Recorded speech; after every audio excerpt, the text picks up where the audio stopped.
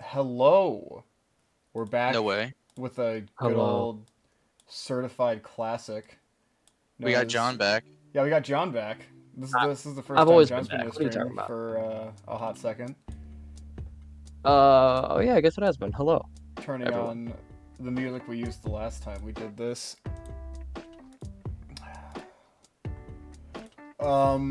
Just throwing out the announcement in our official YouTube channel that we're doing this here for the sake of my internet.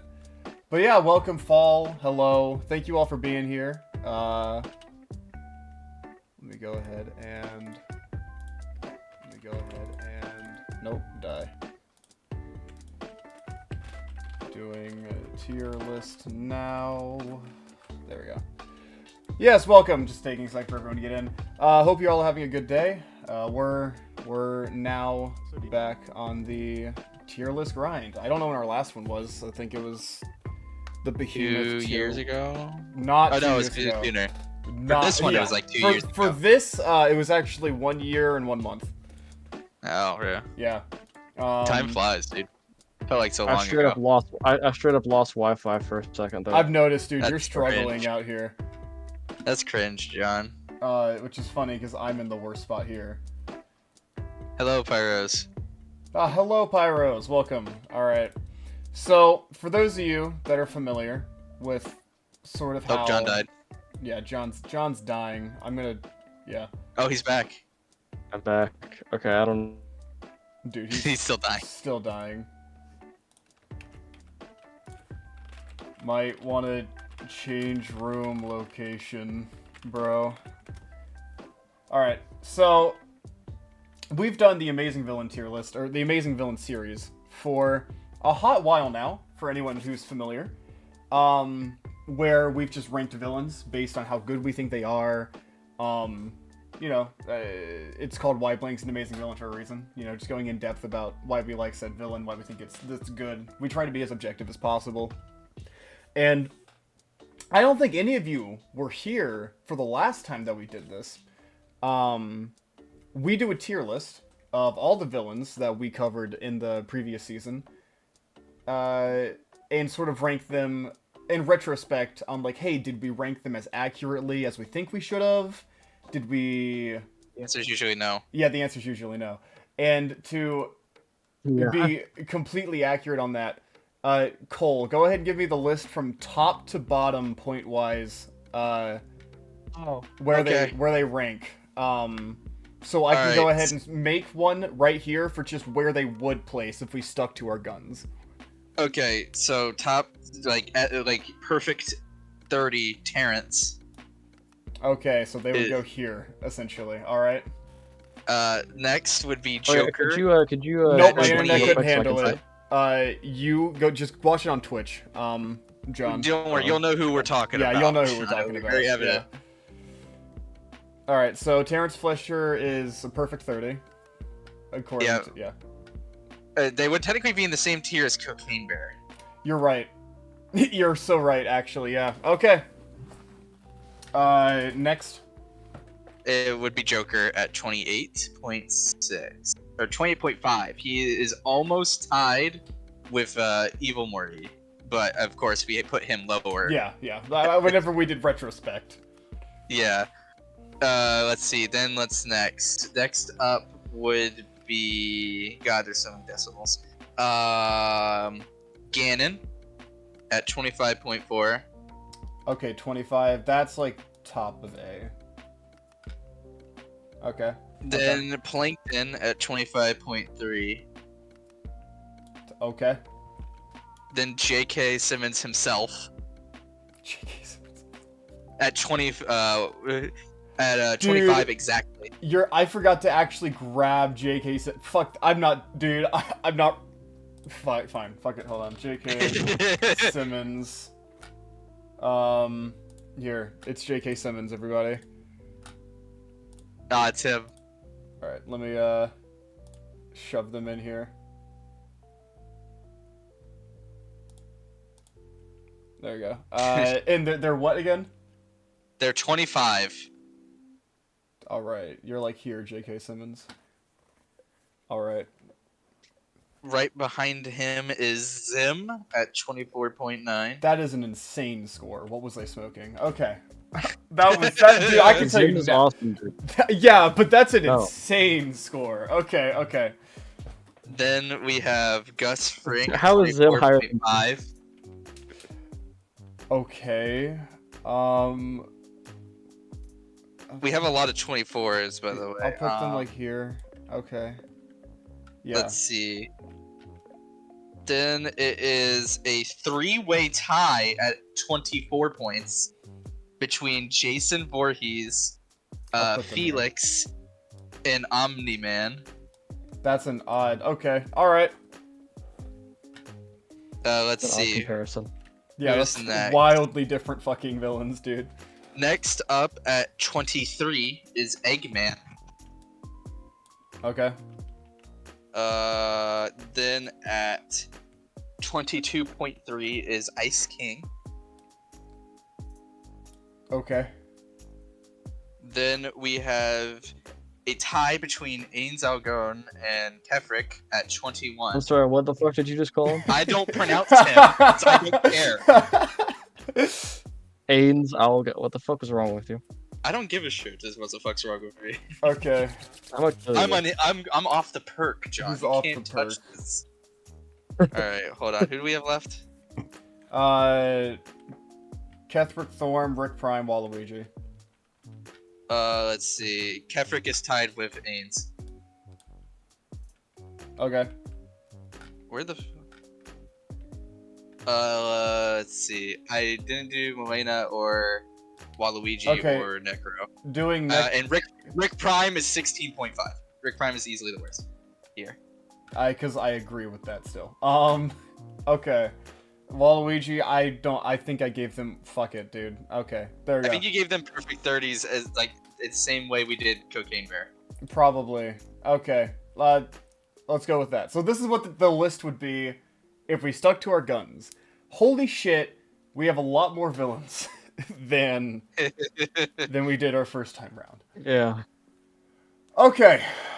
Okay. So let's ignore that now, because fuck that. So how So are we now, doing this now? we're gonna go here. This is, I had to go back and double check. This is how we ended off our last tier list exactly. Gotcha. So before we go into new villains, I want us to take a second and sit here. I want us to think, is there any decisions that we made that we might have grown over the past year, and we feel like right now looking at this that they're in the wrong position?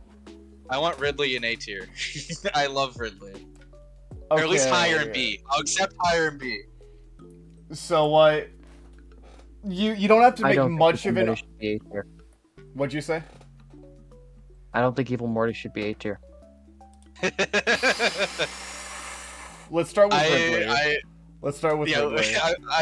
Why are you avoiding my declare? I'm so it doesn't take much argument I from me to put Ridley above Dobby, but I think I need to hear an argument for at least higher than Darth Vader. I don't know if I could be Darth. You know, honestly, after I've just grown very attached to Ridley over this last year. He's probably my favorite Nintendo villain at this point. Yeah.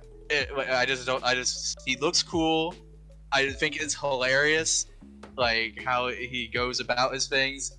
It's like we talked about last time. He's evil because he enjoys it. It's like I like Jack Horner kind of shit. And I don't know why. It's just that's my favorite type of villain these days. So The problem with, for me, and again, you obviously know more about Ridley than I do, so yeah, this is my main problem with Ridley, is that in their main source of media, they don't speak, and you get the least amount of lore on them in their main source of media, I which guess is that's video fair. games. That's like something I have like a really big problem with. I guess that's fair. Yeah, because you do gotta go out of your way to like see the Yeah. manga and like read things from lore, but there's a ton of games that do that nowadays. I'm pretty sure there are like in-game like text files you can read about Ridley, but it definitely doesn't go as in depth as the manga does, to be fair. So I guess I think that's fair. I think that's a fair criticism. So, but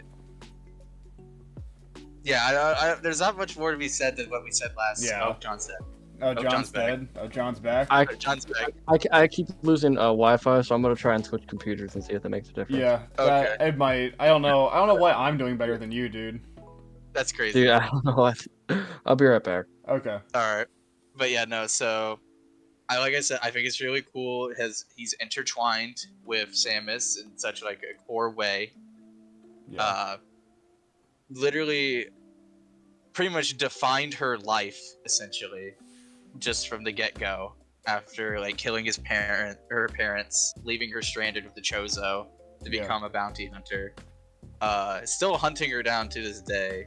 He doesn't do a great job at it, but you know, he tries. I think the manga definitely does their relationship better than the games, because in the games Samus just doesn't give a fuck and blasts his ass. But in the manga, she has PTSD about it, which I think is really cool. But like you said, that is a second source of media, so I can't argue that too hard to get you to like kind of agree with me there.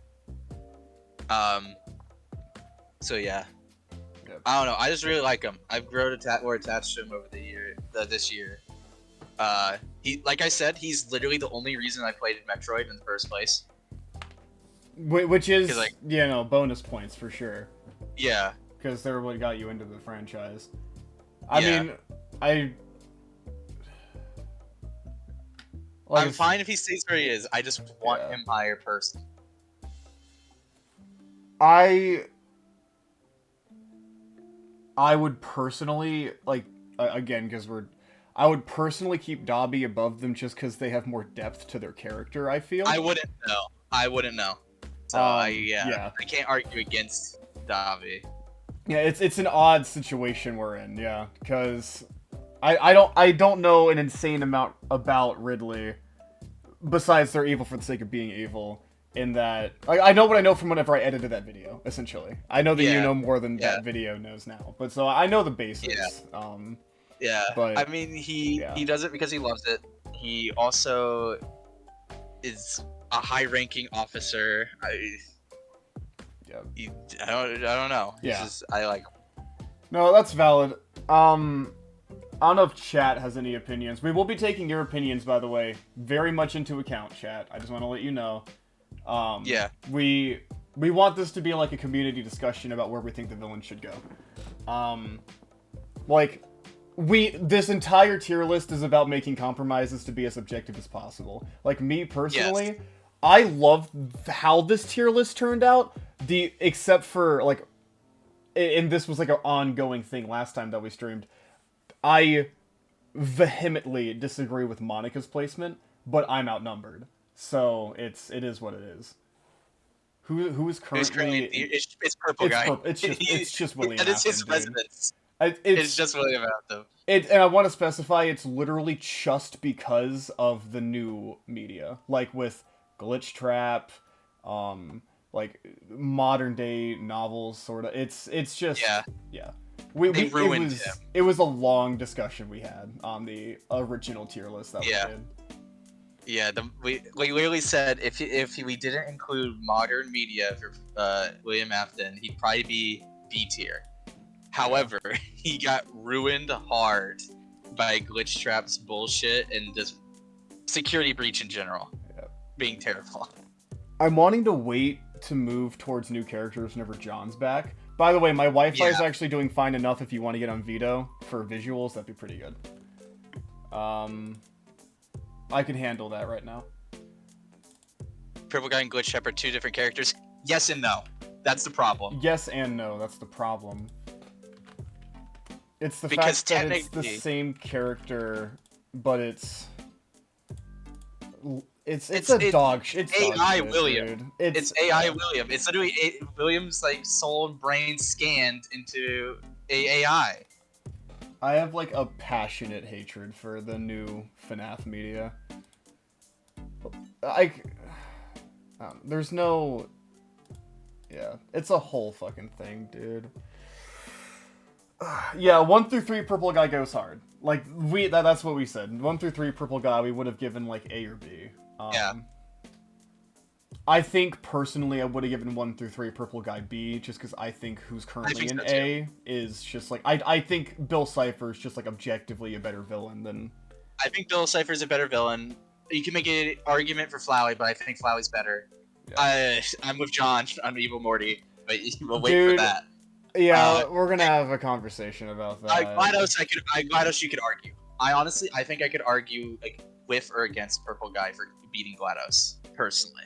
I want to specify beforehand. I actually do agree that Evil Morty needs to be lower because of the latest season, but I have very very different reasons for it. It's probably than you guys. Like I do think they need to be lower. I didn't like him in the new season either. Like I thought he was okay, like mid at best in the original like iteration.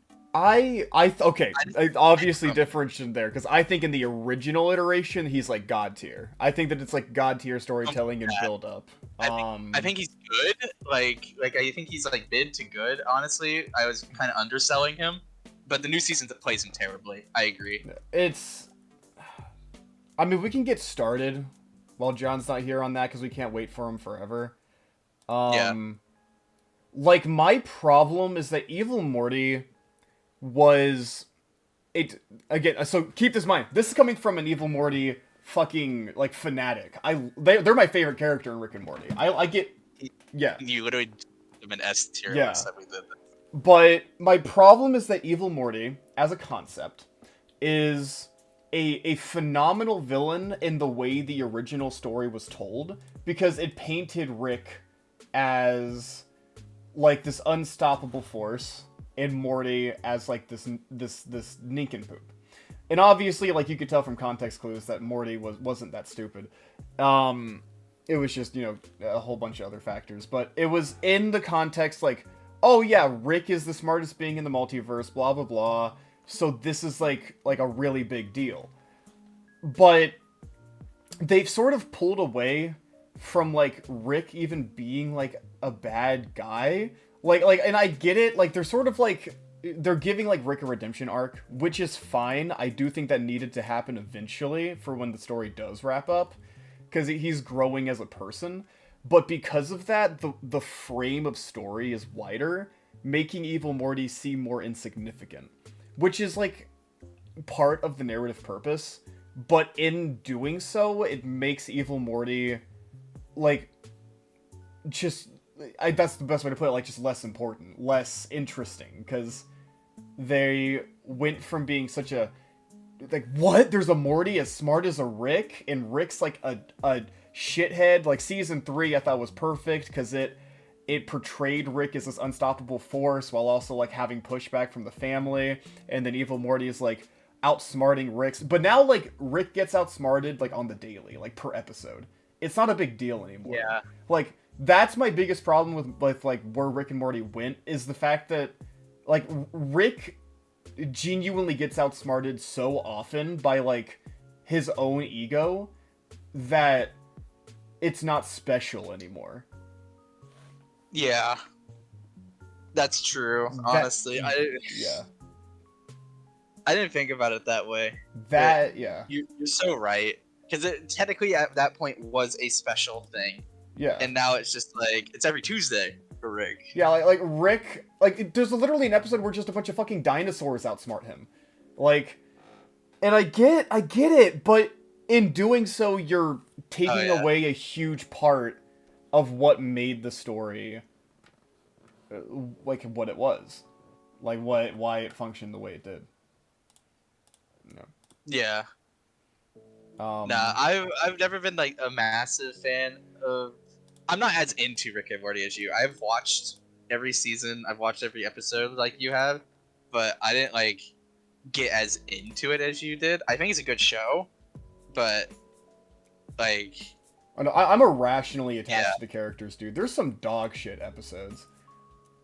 Like they're like I fully am aware. Like I think seasons 1 through 3 are peak with genuinely zero flaws, and then season 4 is dog shit and etc. But I'm just holding on to hope because I love these characters so much.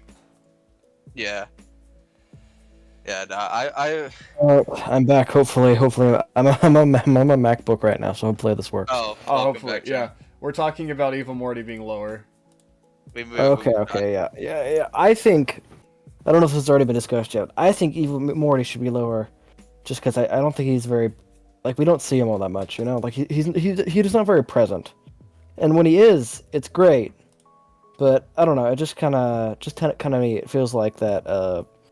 Like there's the cool ass introduction, right, where he becomes president and everything, and then like you just kind of meet him at the end, and he's like, "Yeah, fuck Rick," and then he gets into the portal and goes, and it's cool, but like I don't know, there's just not much in between it. I think. No, Yeah.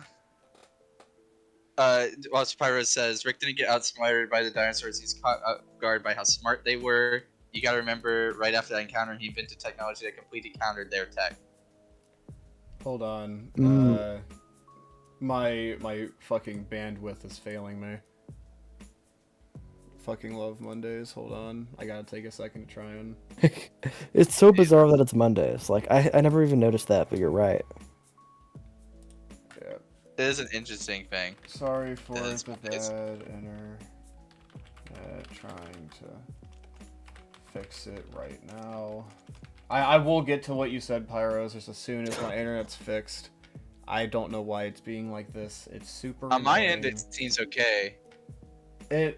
Okay. If it looks fine, all right. I can hear us fine too. Okay, that's fine. I completely can. Yeah, it just the point is like also like the God episode where it's like I'm a Zeus, like the Zeus kicking the shit out of the Rick. Zeus guy, Like yeah. there's it's not a big deal when Rick gets outsmarted anymore. That's my problem. Like that's overall my issue, is what made Evil Morty special doesn't make him special anymore because Rick gets outsmarted at least once a week.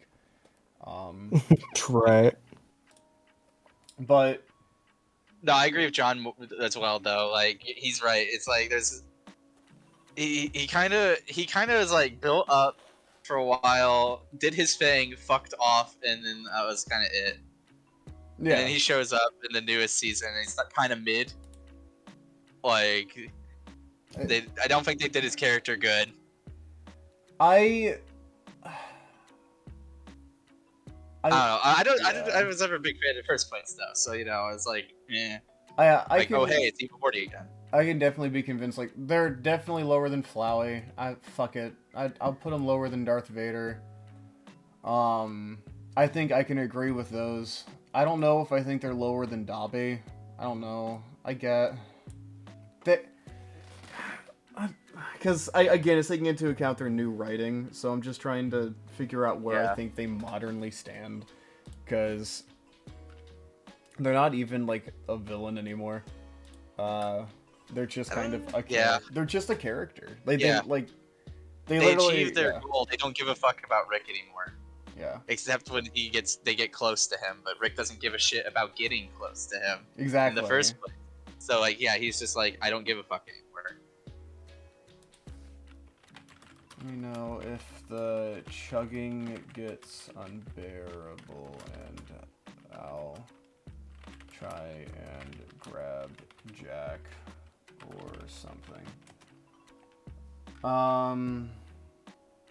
I can still hear us fine, personally. Yeah, I'm just checking because my KBP. I hate it. Like it's stressful when my KBPS starts lowering below. Pirate problems on his end either, or yeah. Yeah. Okay. But yeah, so that's that. I mean, I'm fine with them being here if you guys are. I don't know.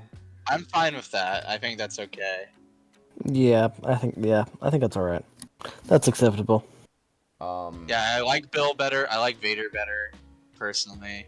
I definitely like Light better. I think Light needs to stay in S tier, dude. Oh, especially I love Light. Death Note now. Oh yeah, whenever you guys did this, you guys had to watch Death Note.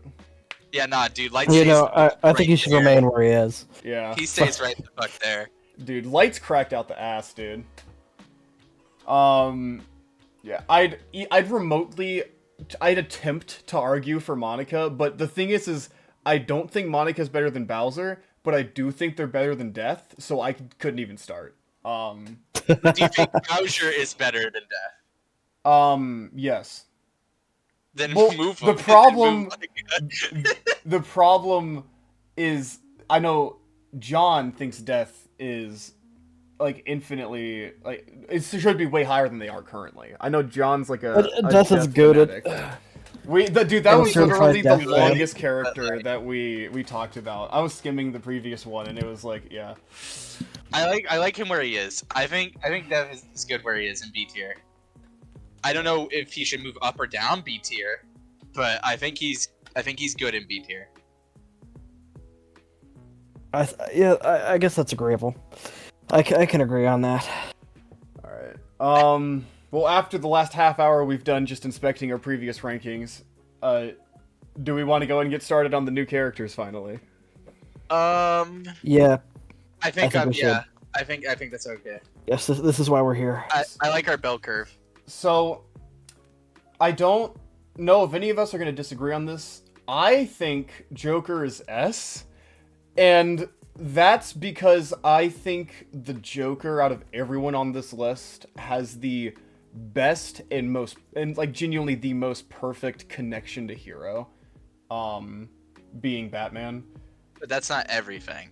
No, but I mean, like, I think there's so much working for the Joker. They're so. I mean, I think it says something that whenever there's a character connected to a villain, the phrase is they're the Joker to your Batman or something. Like that's a literal fucking phrase that people use for that. Yeah. It's yeah. I think their philosophy. I don't know. It's because like Joker on an individual level isn't really something to fucking like really think too hard about because they don't really have an individual personality. So Yes. I mean, I guess that goes against them if you feel that way. To me, I guess, yeah. My main argument is I think that they would be S because I think they have perfected the connection to hero. In like, I don't think that there's any hero / villain I can think of that is as well connected. Just period. I think that's fair. I don't know if I you agree, think yeah. I think that's fair. I don't know. I don't think. I don't know if I'd put him above Light though. Is my thing. Like, because I don't know. I just love the back and forth between Light and L more than I like the back and forth between Batman and the Joker. That's my thing. I see like- that. Yeah. I like can that back and understand that. forth better. I personally do as well. I'm trying to think. Yeah, because Yeah, I just enjoyed their interactions more. I thought it was very clever what like them trying to one up each other in like creative ways, and like it's just I don't know. And I also really liked L's take on like the trying to achieve godhood, essentially. yeah, you're doing the thing you always do, and I think it's funny where you switch between L and Light, and you're talking about the different characters because Yes, I know. Yes, it fucks my brain up. Pyro says Joker goes in the A tier, not S tier. Yeah, I was about to ask, can you elaborate on why you think that? Because I do think that the Joker is a better villain than I think they're better Pain, than. in my opinion. I think they're better than GLaDOS and Flowey, definitely. 100%. You can make an argument for Bill, in my opinion.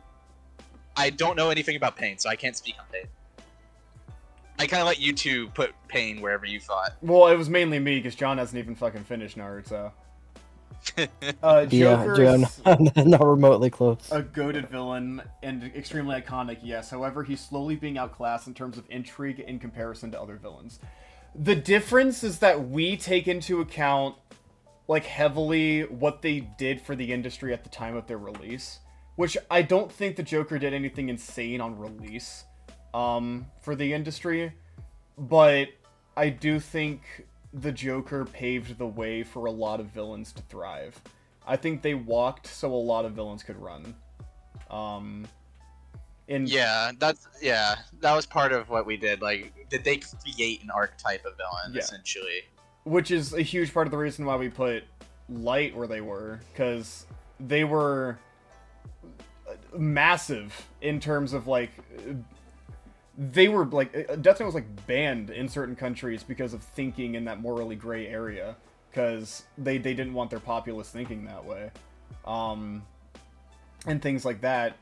Pain being the first shonen villain, like major shonen like jump villain in Naruto, to be like, hey, I'm kind of right here. Like, you're kind of a dickhead, right? You know, it's like basically telling Naruto he's kind of wrong. That's part of why Bill is so high in A tier, because he created like OP done right. Yeah. In a way. Like, he's one of yeah. the most iconic. Like, I'm so overpowered you can almost never touch me without specific circumstances, and they did it well. Yeah, and like the thing is for me, like Bill is like literally teetering that line for me for S and A, but I think they should be A solely because there are other villains who did it, but I think Bill did it better. You know, that's yeah. I think Bill did it the best. Yeah, if Bill doesn't get moved up to S tier, like the bottom of S tier, he needs to stay top of it. That's how I feel. He's our gatekeeper. Yeah, that's kind of exactly where I'm at. I mean, do you have any intensive thoughts on the Joker yourself, John? Not particularly, because there's been so like it's kind of been said already, but there's so many iterations and just different versions of him that he's more like an idea than a centralized character. So he's kind of hard to pinpoint. But I think what we said all about him so far is good. I'd put him in A or maybe B. I would put them A or S. I would also put them A or S. So I guess A is the common ground. A would be the common ground. Okay. High A, I guess. Yeah. Yeah, maybe Bill is gonna be dethroned from Gatekeeper. I was about to say, problem is, I think the Joker is a better villain than Bill, so I would put them here. I think there's an argument to be had there, but I personally think he's better than Bill. I think that's fine with me, having Joker be like, they're teetering the line even fucking more for S. Gatekeeper. Dude, okay. New Gatekeeper unlocked. Yeah, I can live with that. I think that's fair. Like, maybe as we get more and more villains added on, we may just start shoving people in S eventually. Yeah, because then our scale changes, right? Yeah. We have more to compare to, so we can move up and down more accordingly. Because the bottom will be so far from the top that you have to kind of do that. Yeah. Cole, take us away, Eggman. Oh, yes, Eggman. God, I did so much fucking research for that video. Dude, Eggman is kind of dumb, but he's cool in the same way.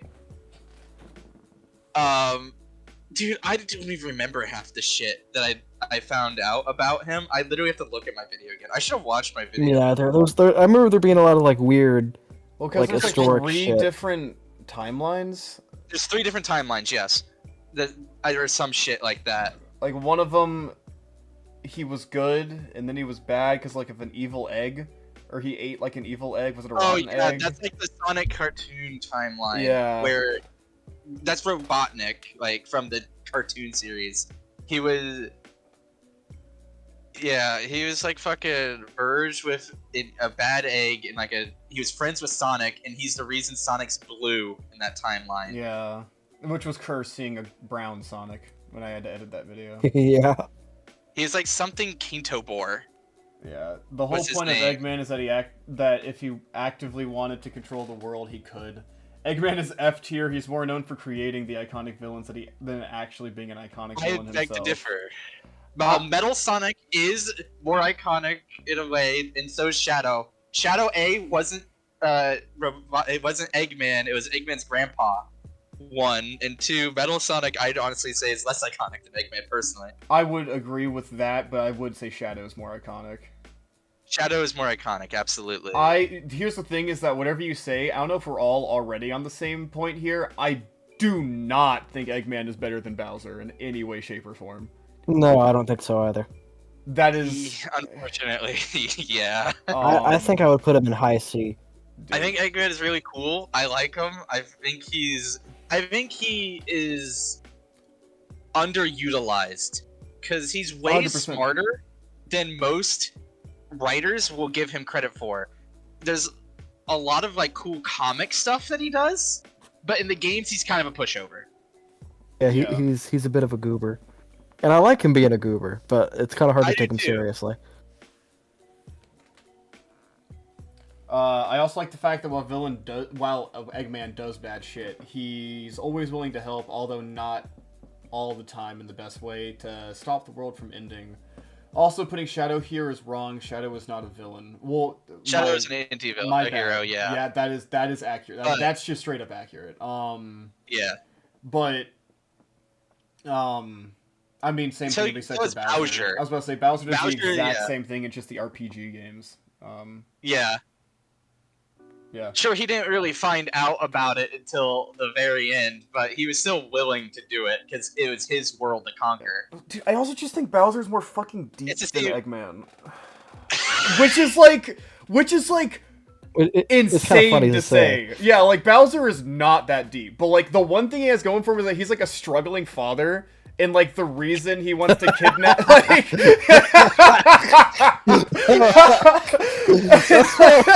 Yeah.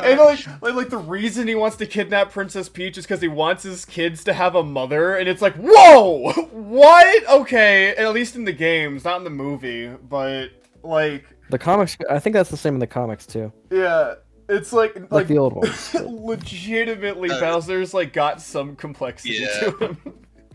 It's mostly in the RPG games you have to look for it.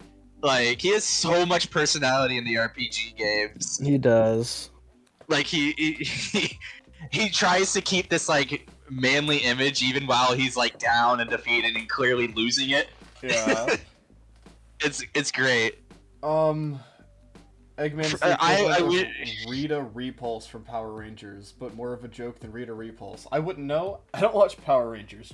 I haven't Yeah, watched I wasn't a Power Rangers kid. It doesn't help that the Yeah. Sonic franchise didn't have an amazing game in a while. Also, Frontier makes Yeah. Eggman have a daughter, True. and I love it. I've heard good It things about does? Frontier. Really? Yeah, no, there's an AI that, like, essentially becomes his daughter. Oh shit! I didn't know that. Karen the I computer. mean, I haven't daughter. really been keeping up with the Sonic lore. Was It's- Frontiers it's the good the latest one? Maybe. I honestly have no idea. I know they're making a second Generations, and it's gonna have, like, a heavy focus on Shadow. Hmm. So I'm trying to. I put Eggman above Purple Guy for the reason he takes care of his kids. He does, like, take good care of Metal. Like, he does Yeah, that's genuinely, true. like, care for Metal. Yeah, I remember Uh, that. Yeah. Okay. Yeah, there's, like, dude, comic Eggman goes hard. And, like, from what I've seen a lot of good, like, comic scenes of Eggman. But, like, video game Eggman is such a pushover. Right. What do you think, fellas? I'd say top of C. The I think C problem. tier is fair. Yeah, the problem for me is again like, I legitimately and like I have to state this for like a lot of villains. Like I legitimately think Monica is a better villain than Eggman, and I would argue that Monica has genuinely done more for the industry than Eggman has, because Eggman is just evil scientist number 57 that came out, and that wasn't like a video game thing. That's been around for so long. True. He didn't invent the archetype. Exactly, and that's the main thing he has going for him. Except the only difference is that he's goofier. True. So that's where I'm at, and I don't know if either of you is willing to say Monica's higher than Eggman, but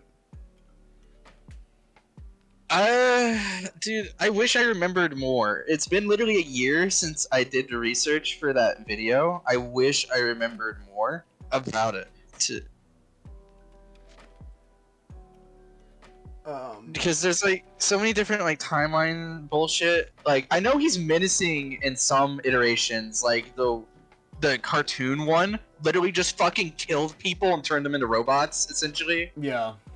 Well, that's what Anonymous is literally saying. The problem is that we're putting all the Eggmans together. If we had them separate, it would be different.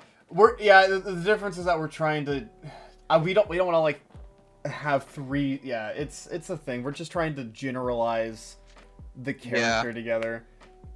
Like in how are they like in general as a, because that goes for so many different things. I mean, there's like 50 Bowser's so high because of the RPGs. Yeah, and there's like 57 Ganons.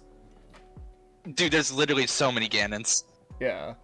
We just don't have the time for all that. OG Ganon is literally not even Ganon, it's Demise. That's yeah. Yeah. I literally know that in that world where he kills people and turns them into robots by roboticizing them, which is fucking cruel as fuck. He literally rules the world. Yeah. So like he can be menacing. Yeah, it's just most of the time they don't take him that way. Like okay, I would put Eggman above. He's at least a purple guy. Above purple guy. I would put them above Honeykiss. I would, because okay. I love Honeykiss, but like they do nothing. Like there's so much that I think that there's a lot to compliment about Honeykiss, but again, Behemoth didn't try that hard. He's very funny. They're very funny. I do think like the one thing that they have absolutely going for them better than most villains is the fact that they're the villain and the narrator. But yeah, which is cool. But that's not the first time it's been done. No, I feel like I can name a few little examples. bit of a tragic backstory. So like, he does have backstory, he has depth. Also, let's be real for ourselves. Like, I don't think we would love him nearly as much if Stamper didn't voice him. Oh, dude, he made that character 110%. Absolutely. But yeah, the thing about Honeykiss though is that they do it. They do their narrator thing better than most. I think they do it very uniquely. Because we're including all Eggmans, I don't think that is a crime. I'm sorry, Pyros. Yeah. I love Pit People, Pyros. I know you do too. I mean, you compete in all the tournaments with but I'm with Anonymous, and I'm on Team Eggman. Is just better than Honeykiss, but I vehemently disagree that they're better than Monica. I'm fine with that. Yeah, same. I can't find a good argument for him because like the bads of Eggman bring him down. It's so bad. Yeah. So I think. And I agree with this. If you adjust the game version, yes, absolutely worse than Honeykiss. Yes, I can agree with that even. But if we're taking in their other media as well, then I think that they should be there. All right. So we're good with that. I mean, obviously Pyros isn't. Yeah. But majority rules here. Yes, I think that's acceptable. I'll take the lead on Invader Zim, because next is Jason, and I'm not taking the lead on Jason. John is taking the lead on fucking Jason. Okay, so I rank, because Zim is a villain, but they're also the protagonist. You kind of root for him. I'm really trying to think about where to rank him, because he's a dog. He's really bad at being a villain, but I kind of adore his adorable backstory. You know what I mean? Like his reasoning for it being just like so bad. It's creative. It's a really, really creative motivation and backstory and like series of events with that. With being sent to Earth because they just wanted to get the fuck rid of him. I genuinely though, I haven't seen many people talk about this, so I don't know if it's just because I was like really nostalgic or I really, really liked it. But that scene in the movie where Invader Zim teleports Earth into like the direct line of the Armada, and it's that scene of like him like clenching his fist from a side view, and he's like, "I finally won!" I got like genuine like goosebumps because I was like, "Oh my god, he's finally being menacing or something. Like he's finally doing his job for once in his fucking life." Like I got so fucking hyped for that. Right, cause that's his thing. Cause like, if he knew like how anything worked, like he'd be so dangerous. Dude, if he if he had a brain cell, he would be genuinely more dangerous than most of this list. Isn't he responsible for most of the tallest deaths? Yes, he's canonically Yes. responsible for the previous 2 tallest deaths. Didn't he kill them in Doom 1? Yes. On I accident. forgot about that.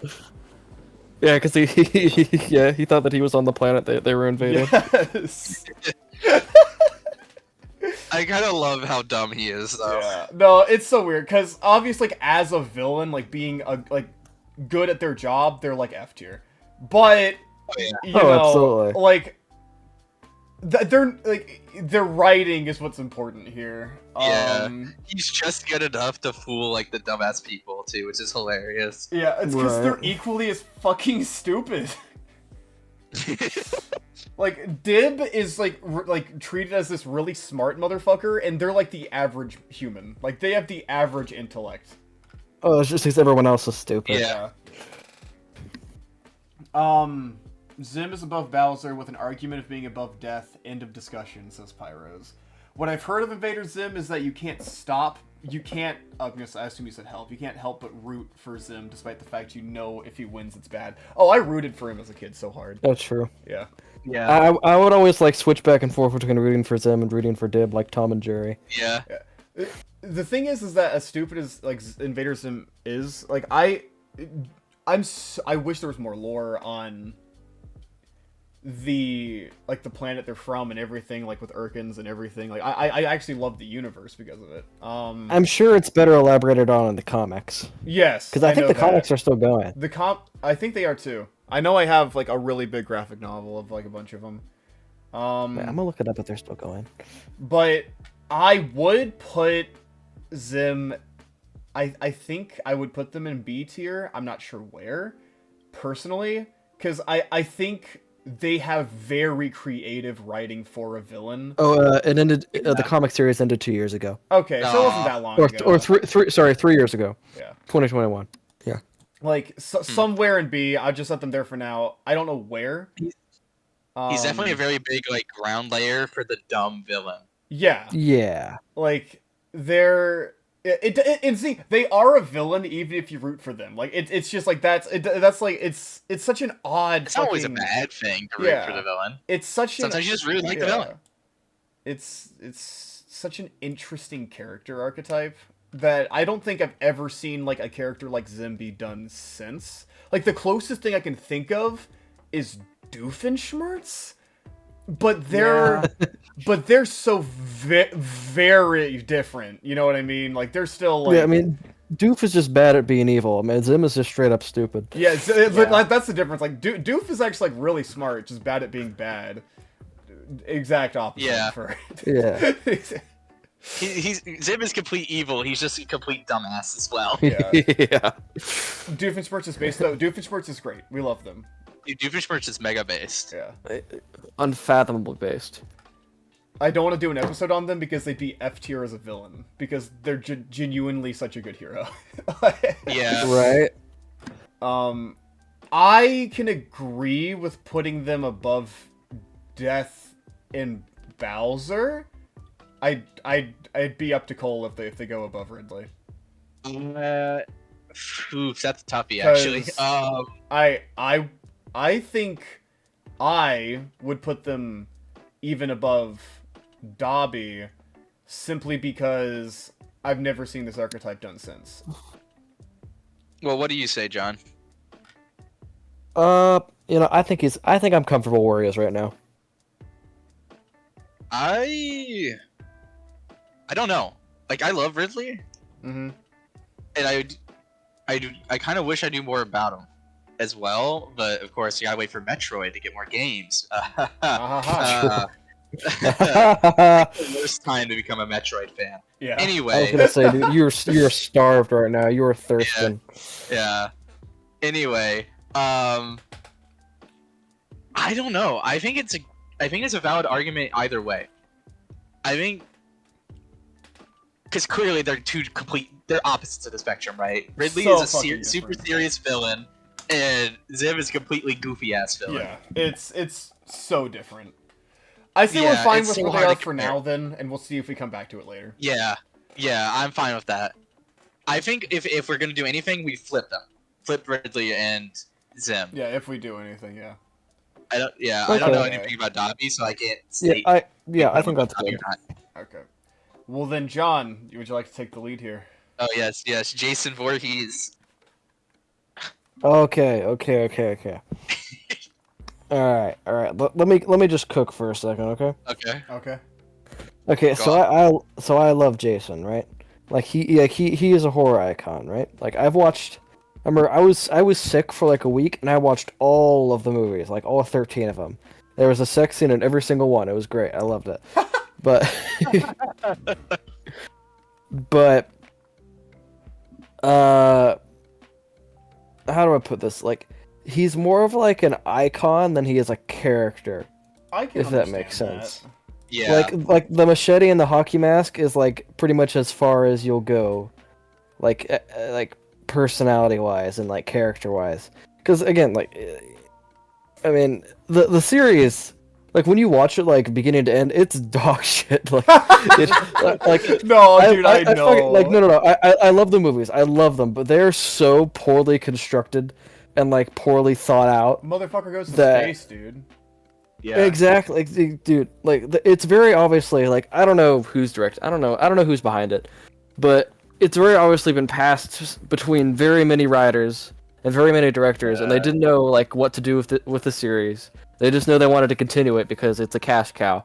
So Same with Halloween. there's so many like conflicting like, oh no, this is the end of the series. No, this is the end of the series because he fucking like he dies so many times and comes back in the most contrived ways possible. Well, he's and a it's great, zombie, and I love- so you know. Exactly. I mean, like he doesn't even become a zombie until like part 6, and it's great. I love it. Dude, okay. My favorite example of this, like one of the most egregious examples of this. Actually, no, sorry. The second most egregious example of this is that in part 7, after fucking Tommy Jarvis drowns him in the lake for like the 5th time or whatever, this girl that has psychic powers lives by the lake, and when she's like a kid, like her dad drowns in the lake, and then she realizes that she has like latent psychic powers. So it could like psychic powers, like she can like levitate stuff and like put stuff into people's minds and shit. So one night she goes out to the dock and she tries to use her psychic powers to bring her dad back, and she brings back Jason instead. And at the end of the movie, like they somehow get chased out to the lake again, and she tries using her psychic powers again, and then her fucking zombie dad comes out of the water and drags Jason in and he dies. It's great. I love it. It's awesome. It's so fucking But- goofy. But again, it's like the dumbest shit imaginable. Like So, they the I thing feel like they is do the like, same with Slasher. again, like, and he's been played by so many people. Like he doesn't really have a centralized I do personality other than just kill. agree. Yeah. You know, I mean, he's more like a dinosaur than a person. You know. Well, dude, I mean, I love the exact. It's like, that's fucking really funny. He's Yeah, like a dinosaur. Yeah, that's what I'd say. Like he's got that T-Rex brain. You know what I'm saying? Ill. Yeah. Yeah, I would honestly put him in. Like I love him, but as a character, like he's a nothing burger. Dude, would you put Like him I in love you? seeing him kill people. Like the highlight of the whole series is just like seeing him kill people in creative ways, and that's why you watch him. Like, Yeah. I mean, you know what you're getting into. That's kind of the charm of slashers. Just watching them kill people, like. Oh, years exactly. away. Yeah, I mean, you don't go in for like the deep, fucking character lore or whatever. You know, Freddy's probably the deepest, and even he ain't that deep. right. So I'm not sure where, but I would honestly put him in the C tier. Question.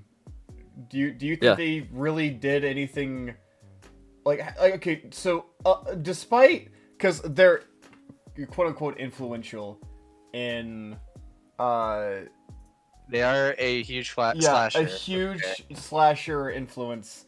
But like, besides the hockey mask and machete, were they the first to do anything?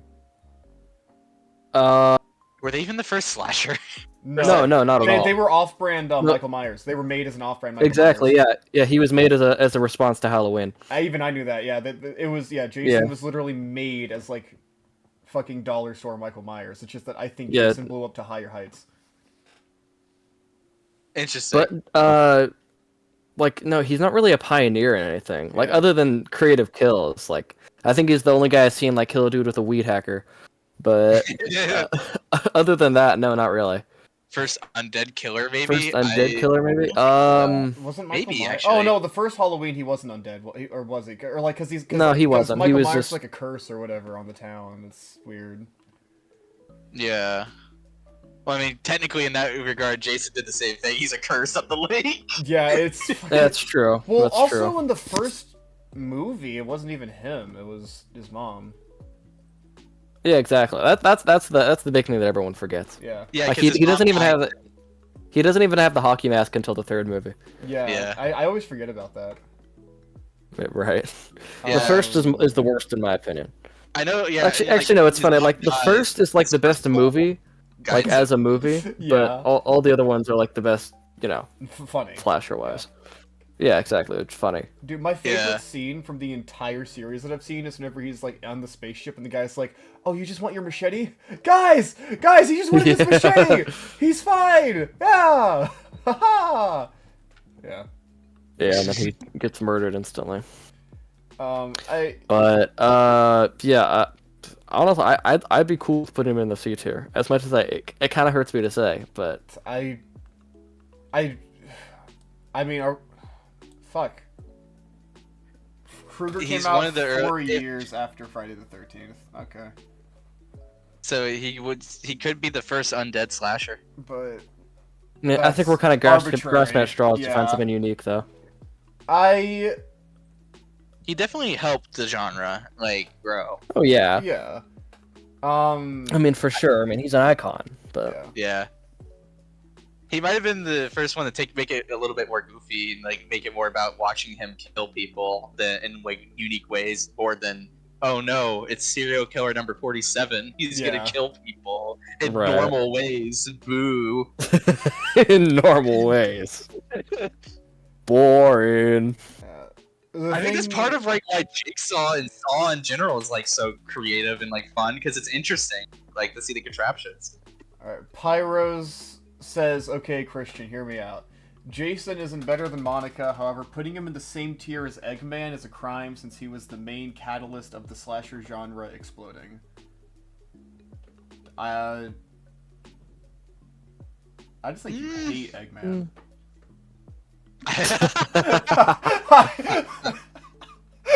I man needs to read some of the Eggman comics. That's all I'm saying. It's I don't get me wrong, couldn't agree with you more on your take on Monica, but you don't understand, Pyros, that I know that me and you are the minority here. I think Monica's alright. I don't think she's that bad. No, she's not, but she's more of a her. character than Jason is, for sure. That's my main. Yeah, it comes down to how heavily are we even relying Eggman is more on of a them. character. Yeah, exactly. That's the point, is how much are we relying on him pushing the genre in comparison to he himself being well written. That's what I'm right. He's not well written. Because if we're genuinely, if we're talking about how well written he is, he should be fucking D tier or low C. Oh no, he's but right. I think that's what we should go more off of. I'm fine with putting him lowest C. But we did say we're taking involvement in his. In their it depends on how much. Him with the genre. Yeah, it's. Jason is better than the eggplant. Dude, your typos are going insane today, Anonymous. By that logic, Joker should be lower than where he is. No, eggplant is real. That is an actual meme name for purple guy. Yeah. No, that he didn't mistype that. No, again, the Joker does still have some amazing modern-day iterations, Pyros. Like, I feel like we can't just sleep on that. There are some amazing Oh modern-day no, Joker absolutely iterations. not. He's great in like New Yeah. 52 Mhm. and shit. I definitely don't think he should be D tier because he did push the slasher industry. Yeah, That's, exactly. that's why I'm I fine with think that's putting what him keeps him from... C. I just think... I think the difference is that Jason wasn't the sole thing that pushed the genre. Like, Yeah. Halloween was still massive. Yeah, like I was gonna say, yeah. like Halloween, I would argue sparked it because all the others were created in response to that, like to get on the Yes. bandwagon. Like, Yeah. The only difference is I would say Jason is more iconic than Michael Myers, I think. But I would say that Yeah. too. Yeah. but it was made as an off-brand. Like that's the thing is, it's like Yeah. if it was like It Jason was the was sole iconic. pusher, that would be different. But there's Freddy Krueger, No, there's Texas right, Chainsaw right. Massacre, there's Alien, there's so many different horror icons that pushed out like that Yeah. that series of 80s horror, you know. Scream. Yeah. Yeah, Scream. That's a big one. Actually, Scream is 90s. I'm gonna I don't give a fuck. walk to you. I'm gonna walk. Okay. But yeah, I'm fine with putting He's a them huge lowest. contributor, at least. I'm fine with putting them either lowest C or higher than Honeykiss. I don't know where you guys are at. I think he's either way. glorious. I mean, it's cool. Yeah. Scream was made to make fun of slashers. Yeah, but it. Yeah, it is. It's still in the genre. A massive slasher. It's a massive slasher.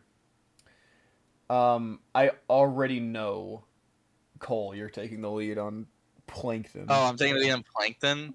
Well, I mean, he's my childhood, man. All of our childhood. It's all our I think. childhoods, yeah. When I think of baby's first villain, I think of Plankton. You know, because like SpongeBob is that massive, Yeah. and like he isn't very deep at all. Like his backstory is literally he and Krabs were poor. They made a banger ass recipe, and then they fought. Yeah. They fought over it, and because Plankton's tiny, he literally grabbed the corner that said chum on it, and that was it. And Mr. Wait, Krabs did that actually happen? Yes, they fought. What? They fought. Oh, I didn't know that. Yeah, no, The dude, original Krabs Krab was in the stole stole Plankton's livelihood essentially. Yeah. Damn, Yeah, because 'cause I knew they were I knew they were partners. I knew they were partners and best friends, but I didn't know that Yeah. like Plankton grabbed the bit that said chum, and that's why he has Yes, the chum yeah. bucket. Yeah, I think it said literally pinch of chum is Yeah. the words on it. So that's why that's the only thing he sells. Oh. Yeah. So like yeah, like that's about as deep as he gets essentially. Like him and Krabs were partners. They had a fight. Now they're rivals, and now Plankton wants to get the recipe he helped create back, which I mean is understandable. Right. But how he goes about it is kind of fucked up. A little Yeah. bit. I mean, he's a good way to introduce kids to like a lot of like core villain concepts, like just being evil for personal gain. Yeah. Going about it to like, and like he literally threatens to blow up the town to get what he wants. He mind controls the whole place. Dude, he mind controls God to get what he Oh, wants. he does. He literally mind controls fucking Neptune. Yeah, which is like Pyros sea God. is hitting us with Plankton is over Darth Vader. He's so well written that despite the fact that SpongeBob has gotten worse over the years, Plankton as a character has stayed consistently good. I don't know about newer I do think he's SpongeBob. I don't watch a lot of newer SpongeBob, but I know he's a good part of a lot of the newer seasons. I know that he's like, yeah, he's the only one that's like stayed Yeah, good compared to everyone else. yeah. I don't- His motivation is pretty solid, I think. It is. I'm trying to. He's got a lot of like interesting schemes. Like he's always making some unique shit to do.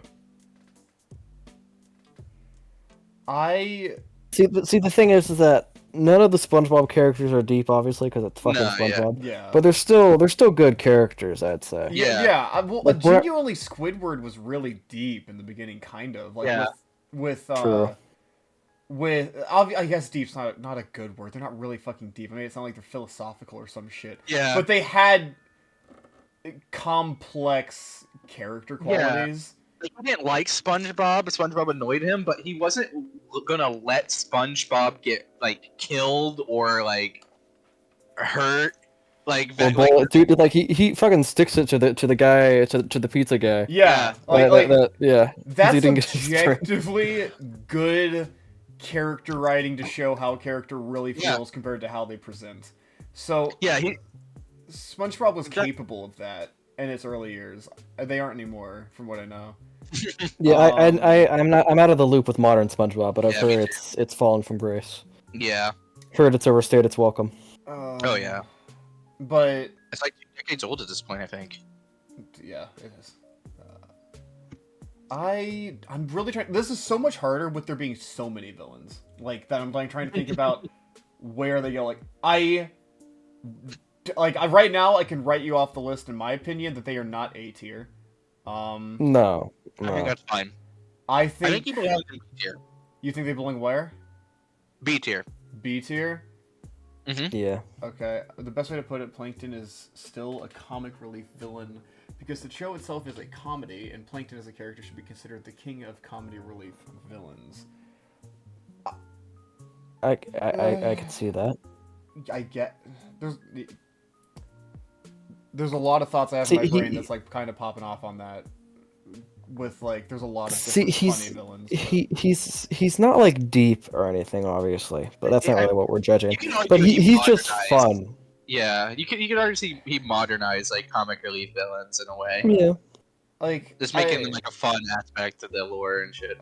I do find like their backstory oddly, like unnecessarily interesting. Because it's like them being old business partners with Krabs is compelling. There's like a whole episode about them like talking about their past or whatnot. Like how long have we been doing this? It was cool. It was like it's special. I do like their backstory. They're really bad at getting the formula. You know, typical. Yeah. Like haha, probably never wins. They tried. Yeah. They're lovable. I think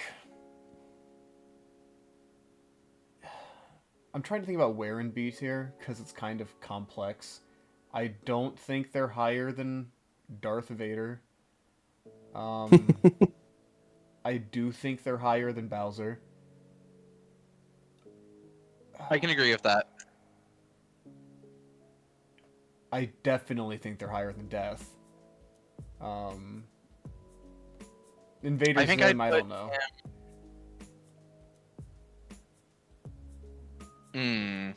That's where I'm at right now. Yeah, I think I'd put him above Ridley. I think I would. I don't hate that. No, I could agree to that. Yeah, like he's a really I think he, like I said, I think he modernized like kid-friendly villain, like in a way. Like, you know what I'm saying? Yeah. Yeah, I just like him because he's like the type of motherfucker to build like a death ray over a food recipe. Yeah, no, genuinely. Yeah.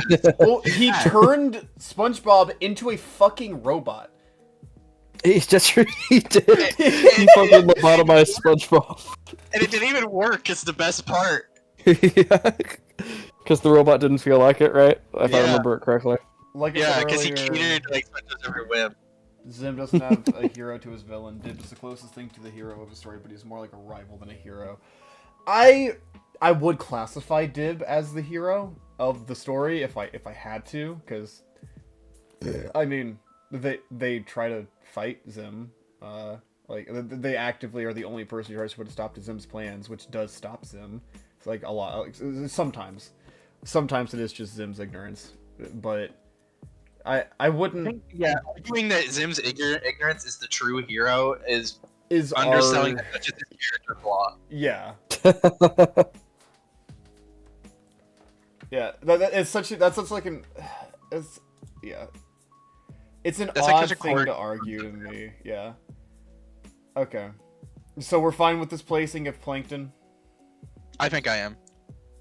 Okay. Yeah. John. Yes, my guy. Do you want to take the lead on Gus, or do you want me to take the lead on Gus? You take the lead on Gus. Okay. Have fun, fellas. Yeah, I'll say you haven't watched Breaking Bad at all. Gus Fring. Oh, Dude, I love Gus. They're genuinely an amazing villain. They're very they don't follow, at least I wouldn't say they follow any particular archetypes. Off the top of my head, I mean, besides I guess businessy, if that's how far we're going here. Oh man, it's a villain who does business. But no, Gus, again, this is referring to Walter as a hero, which I'm sorry, everyone. That's offensive of me to do. They're literally what Walter... you don't necessarily. Yeah. Sorry, you wants to don't be. necessarily have to refer to Walter as the villain, as the hero. You know, you could just say villain versus villain, I guess. Yeah. I mean, you could argue that Walter's worse. Fuck, You I mean. 100% could, dude. Like this is the main episode that made I know Anonymous want to punch me in the face for not calling it White Blank's an amazing antagonist, but it's just not as catchy, Anonymous. But yeah, no. It's Gus is everything Walter wanted to be, but you know that is my favorite part of their connection to Hero, is Gus literally was like a goal point for Walter, but Walter was too reckless because they had obviously less time because they had lung cancer to get to that point. I'm trying to think because it's really hard to talk about Gus because with a show like Breaking Bad, there's so many moving parts. It's hard to label them into one area because I also watched Better Call Saul, which adds a whole other layer of depth to Gus's character, but I'm trying to stay specifically Breaking Bad for this tier list, because if I started bringing in Better Call Saul, shit would go insane. In terms of like how complex it gets. Well, you should still take it into account. I do, of course. yeah, You don't have to go but into depth about it. I'm trying to think where I'd place them, because it's with Gus.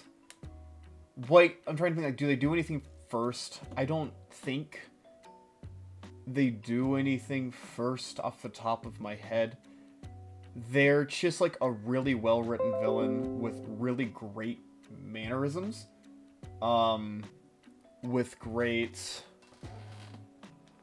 Pyro says, I'm just saying, if you look at all the Eggmans, you look at all the Gus's, that's what he's doing. He's just not going into detail talking about them. because, I mean, basically just Better Call Saul goes into more detail about their hatred for the Salamancas.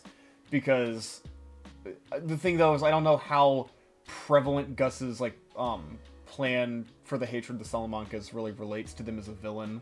Because it's a really cool motivation, but it doesn't really relate too much to, like, I don't know, it doesn't really affect Walter that much, at least as far as I remember. I don't think him hating Salamancas does anything there. It affects, I guess, yeah, for taking Better Call Saul, it heavily affects, Saul Goodman, in Better Call Saul, because there's Lalo Salamanca, who, if it wasn't for Gus's hatred for the Salamancas and all of that shit, Saul wouldn't be involved in like half the story, because he's just kind of there by proxy, and gets just roped in, but to a lot of Salamanca / Gus drama. Mike wouldn't be Mike if he didn't have Gus. Like, he wouldn't be in that spot. Mike wouldn't be in the show if Gus wasn't around, because Gus hired Mike. So that's a huge thing.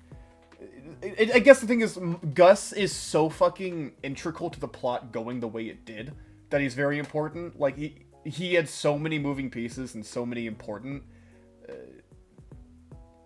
It's so weird, because Walter feels like fucking a speck of time compared to how long Gus has been around. Like, Walter just fucking appears and kills Gus. Like, he literally just shows up. It's so weird.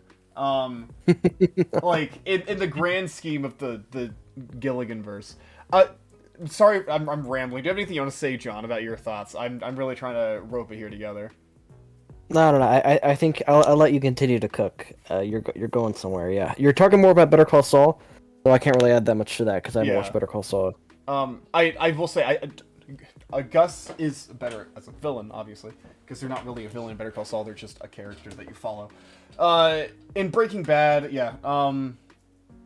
their connection is crazy. I mean, I would put Gus.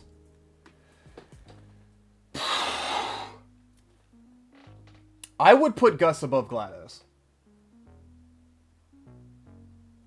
Yeah. I have no Yeah, problems with that. yeah, I have no But problem I with know that. about Gus. I have no problems with that. Yeah. It's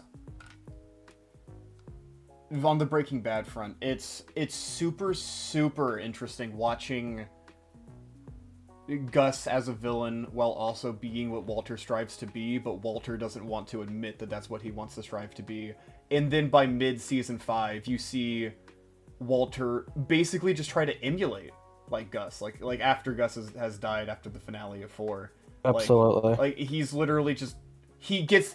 If you think about, wow, I'm thinking about this now. He gets in a situation where he has the exact same allies as Gus. He literally fills his fucking shoes. Like, Mike is his right-hand man. He gets to this distribution connection with Lydia, who was originally Gus's distributor. Walter just becomes Gus, except Walter's impulsive, and fucks everything up. So, yeah. No, that's where I'd put them. For me, personally, I view Bill and Gus as even. Like Bill Cipher and Gus is like very, very even in my personal opinion in terms of villains. I'm putting them below Bill because Cole's a factor. And Yeah. I don't know how John Very good. feels about that comparison of Bill and Gus. I think that's fair. I mean, it's kind of hard to compare the two of them. Exactly, it's so weird. I mean, if they're on the same level, then like it doesn't really matter who's ahead of who. Exactly, so I don't really. Right. Yeah. Yeah, I think it's fair where it is right now. I think that's fair as well, from the little bit I know. Yeah. It's so hard to talk about Gus without like preparation, like genuinely prep time, because there's 11 seasons worth of Gus in both Breaking Bad and Better Call Saul. And Right. there's just, if there was no Gus, there wouldn't be Better Call Saul or Breaking Bad. Like, they both just wouldn't have happened. End of story. Walter would have been caught like beginning of season 3 probably. Probably. You can make a similar argument for Bill, honestly, because Yeah. he's part of the reason the books were created. in Exactly. Gravity Falls. Yeah. So yeah, I think that's a very fair, like, you know, placement. Yeah, so I don't see any disagreements in chat, so Cole, you're taking the lead on Ganon. I'm fuck, dude. Alright, so Ganon, like Eggman, is kind of all over the place, but he's more coherent than Eggman. Yeah.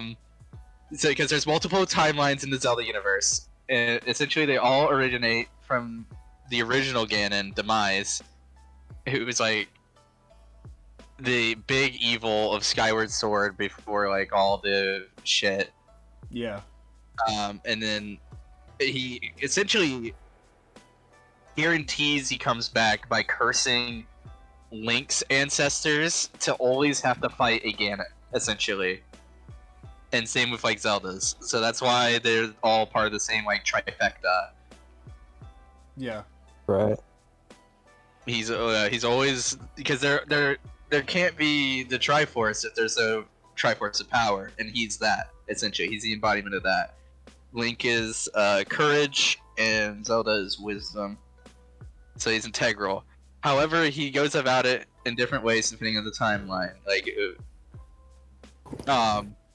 where he is, I think when he wins when he is the demon form, where he's a pig, and like he just rules the world like that.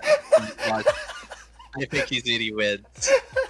I just looked in chat. If we look at Ganon and we consider the fact that you guys put Eggman in C tier, Ganon is A tier minimum. I just love like the fact like that this infers that you think that just because you think Ganon needs to be 2 tiers above Eggman because you hate them so much. That's like really funny. I hate Eggman so much, but I mean, go off. Dude, go off. Don't get me wrong. It's really funny reading that like that. Yeah. Yeah. Dude, fucking. I think Ganon's cool. Like he's badass in a lot of scenes. He's I think the only male Gerudo to ever That is exist. true. I know that much. Oh yeah, fuck! I always forget that he's a Gerudo. It's Ganondorf. Yeah, Yeah. he's the only male Gerudo. Right. Is he the only one? I thought there were some, but they were just extremely rare. There might be more, but they, like you said, they are extremely rare. It is essentially all female species. I would like to say that out of most Nintendo villains, Ganondorf Which is why he is one of the most consistent menaces. I mean, I agree. The differences are so cool. Their goal is power. Like it's essentially more power. Is there any more depth to that? There could be. I don't know if it depends on the. One in every 100 years, a male Gerudo was born. It just so happens that most of the time it's canon.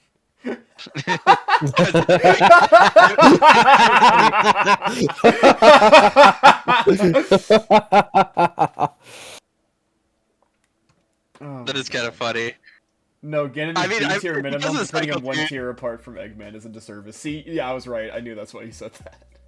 Pyro's literally just hates Eggman, dude. If this is not Christian, Pyro's tier list, Eggman would be in like Z tier, yeah, and everybody else would be in S tier. It's so funny. Yeah, I mean, I think Ganon is really interesting in the terms of like their prophecy makes them always have to fight or whatnot. Like they're constant, no matter the timeline, they're the threat. Like it is interesting. Right.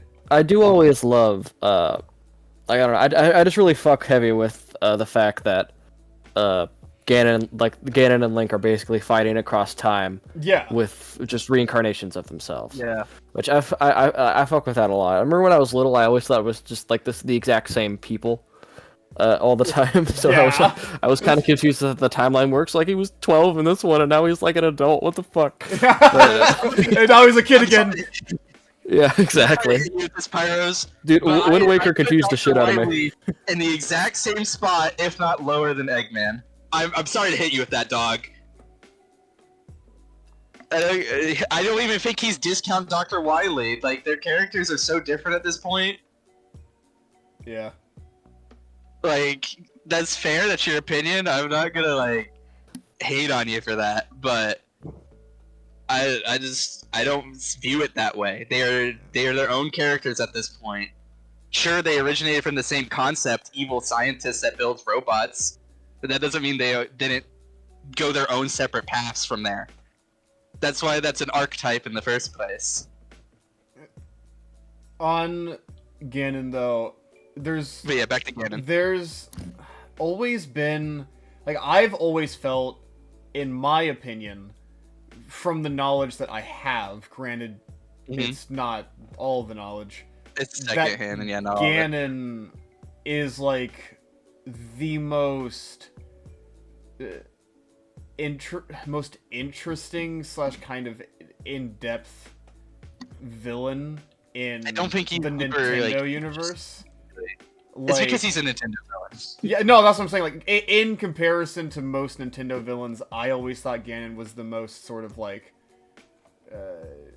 not lethal. He's the most menacing. Yeah, not even like just the most. It's kind of hard to remember sometimes that Bowser and Ganon come from the same company. Yeah, exactly. Like Ganon's the most like actual threat. The most. It's more believable when you compare Ridley to Ganon. Like you can be like, oh yeah, it is. It is. And then you put Bowser and you're like, what the fuck? Yeah. Yeah. I always just thought Ganon was I guess the best Nintendo villain on like an objective scale from the way the community talks about them. He probably is the most powerful. The only because they give Bowser so much bullshit, dude. I don't. It's hard to say if you. I think Ganon probably would beat Bowser though. Like, it probably depends on the iteration, all that stuff. Probably. I think 9 times out of 10, Ganon claps Bowser, like in strength at least. Yeah. Yeah, like you're saying, Anonymous. Ganon has the ability to go to be explored in so many different ways most of the time that just don't go that far. Ganon has the most amount of good versions of him. Has the most amount of good versions of him. Like I said, I feel weird because I think Ganon has the most potential out of like all the Nintendo villains in my opinion. Oh, yeah. But I feel like 9 times out of 10 he's just like, I want more power. That's me. All right. Yeah. That's my motivation.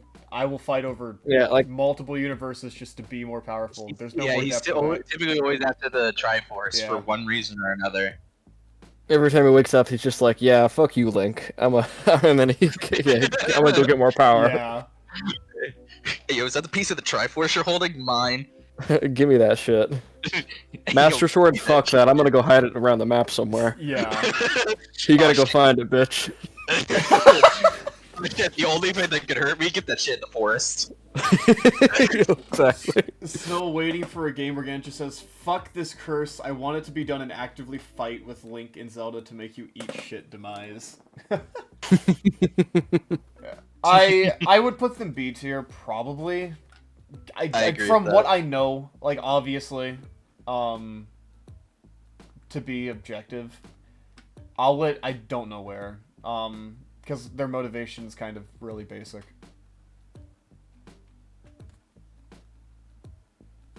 And they didn't like pioneer anything, so I can't even give them the benefit of that.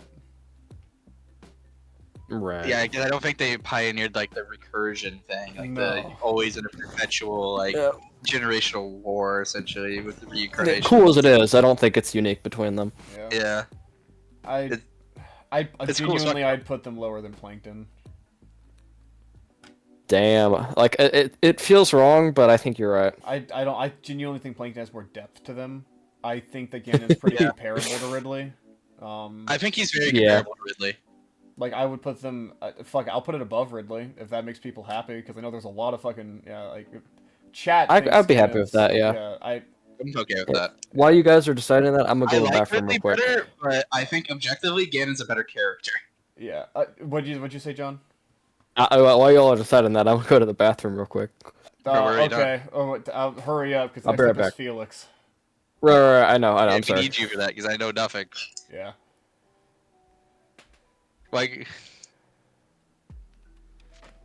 No, Dr. Well- Wily's virus isn't like Purple Guy's. Willy virus was meant to be the final fuck you to Dr. Light, meant to destroy the world. If his plans to take over the world didn't succeed, and his plan worked. Well, that's technically what Wind Waker does, but what the fuck is the Willy virus, Pyros? If Willy was put on this list, he would be one of 2 villains who objectively won. I'm trying to think who on the tier list you're saying objectively. Like, it depends on the iteration. 'Cause there's- Man has technically won one of the timelines. Yeah. Who else here objectively won? I was gonna say Light, but then I remember Nier existed. Yeah, give me. Yeah. I mean, Joker has won in a lot of iterations just by making Batman kill him. Yeah. Well, depending how you look at it,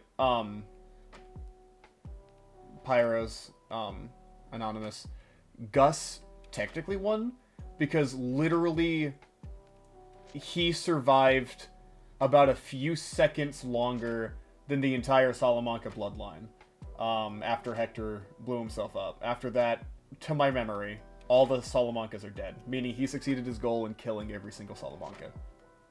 I can't remember. Did GLaDOS get defeated? It's They, been a while. they free Shell, so they get to keep testing with Peabody and Atlas, but then they go into a Yeah. crisis because they're like, fuck, you aren't people. Fuck, this is boring. Yeah, GLaDOS doesn't get defeated. Okay. Yeah. I don't know if they objectively win. Yeah, it's weird. Flowey loses. I mean, it depends how you view it. I mean, yeah, loses. Flowey loses. I don't know about Asriel doesn't. You know what I mean? Yeah. I think that's a fair separation to make. Hello, hypothetical question. He says, I finally found, or they say, I finally found you after 3 months. Oh, hello. I remember. Congratulations. Yeah, I remember Welcome. you. Yeah. Welcome to our villain tier I'm list. glad you're back. Yeah. Darth Vader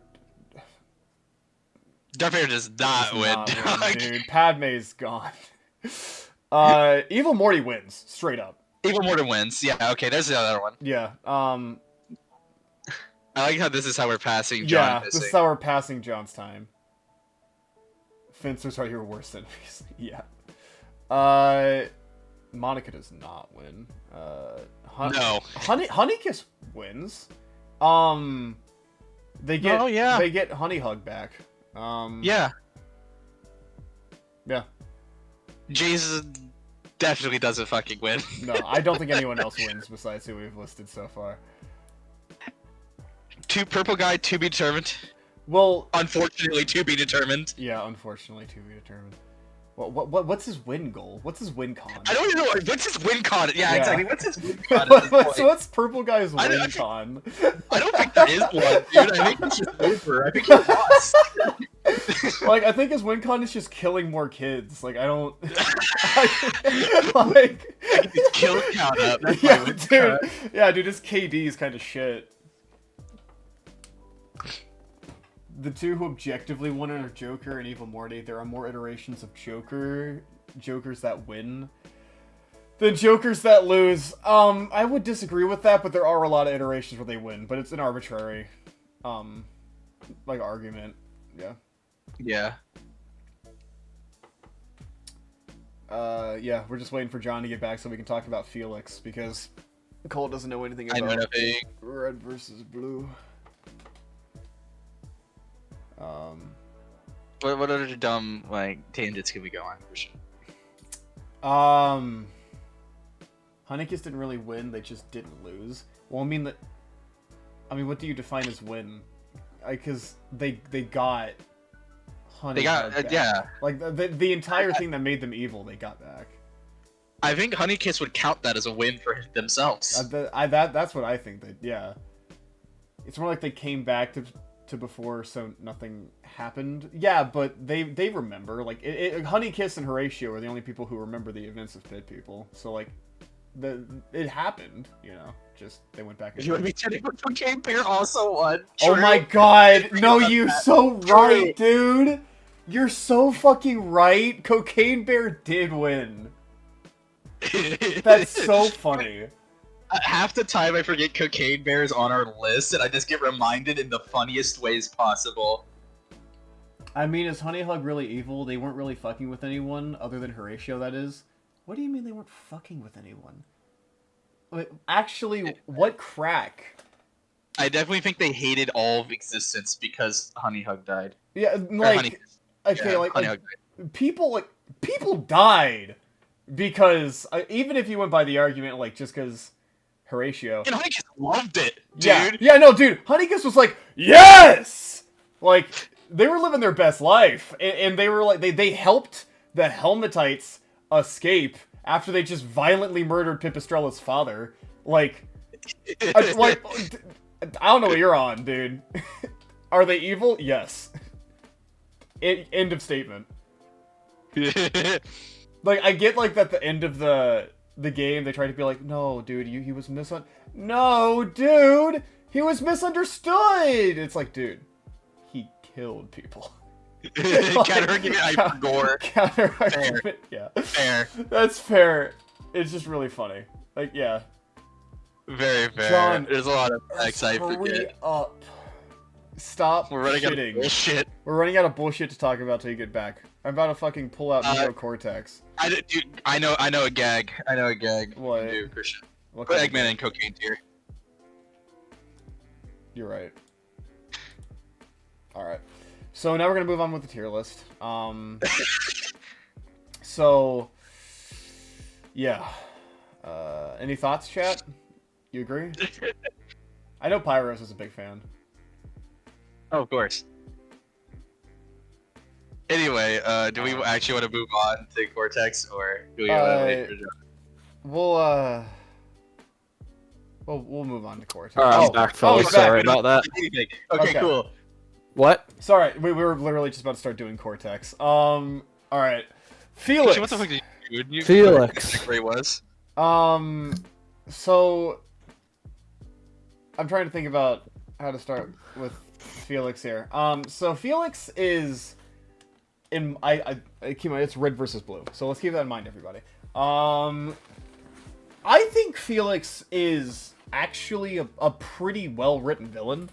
I don't have any, at least I can think of, unless John thinks of something, any critiques about Felix as a villain. They feel really personal to the Reds and Blues, especially Tucker, because Tucker is the closest thing to a hero in seasons 11 through 13.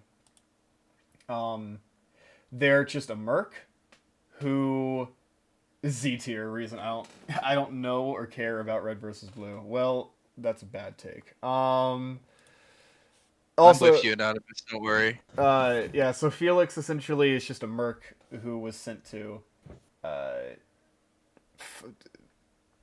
get the Reds and Blues to help the Feds in Republic continue their civil war by splitting them in groups to motivate them to kill each other faster to get Malcolm Hargrove the planet faster by killing the residents legally, illegally, but for the public eye, legally for him.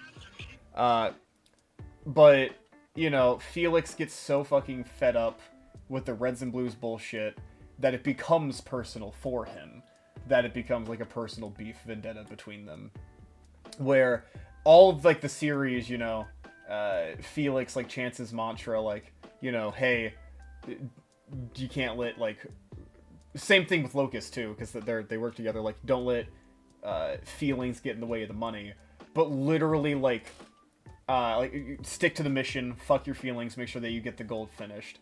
And like right before Felix goes in for his final battle with the Reds and Blues, Locust is like, the mission's over, we've lost, it's over. And Felix finally like shows how personal this is for him by like screaming, for 1 second, forget about the goddamn mission.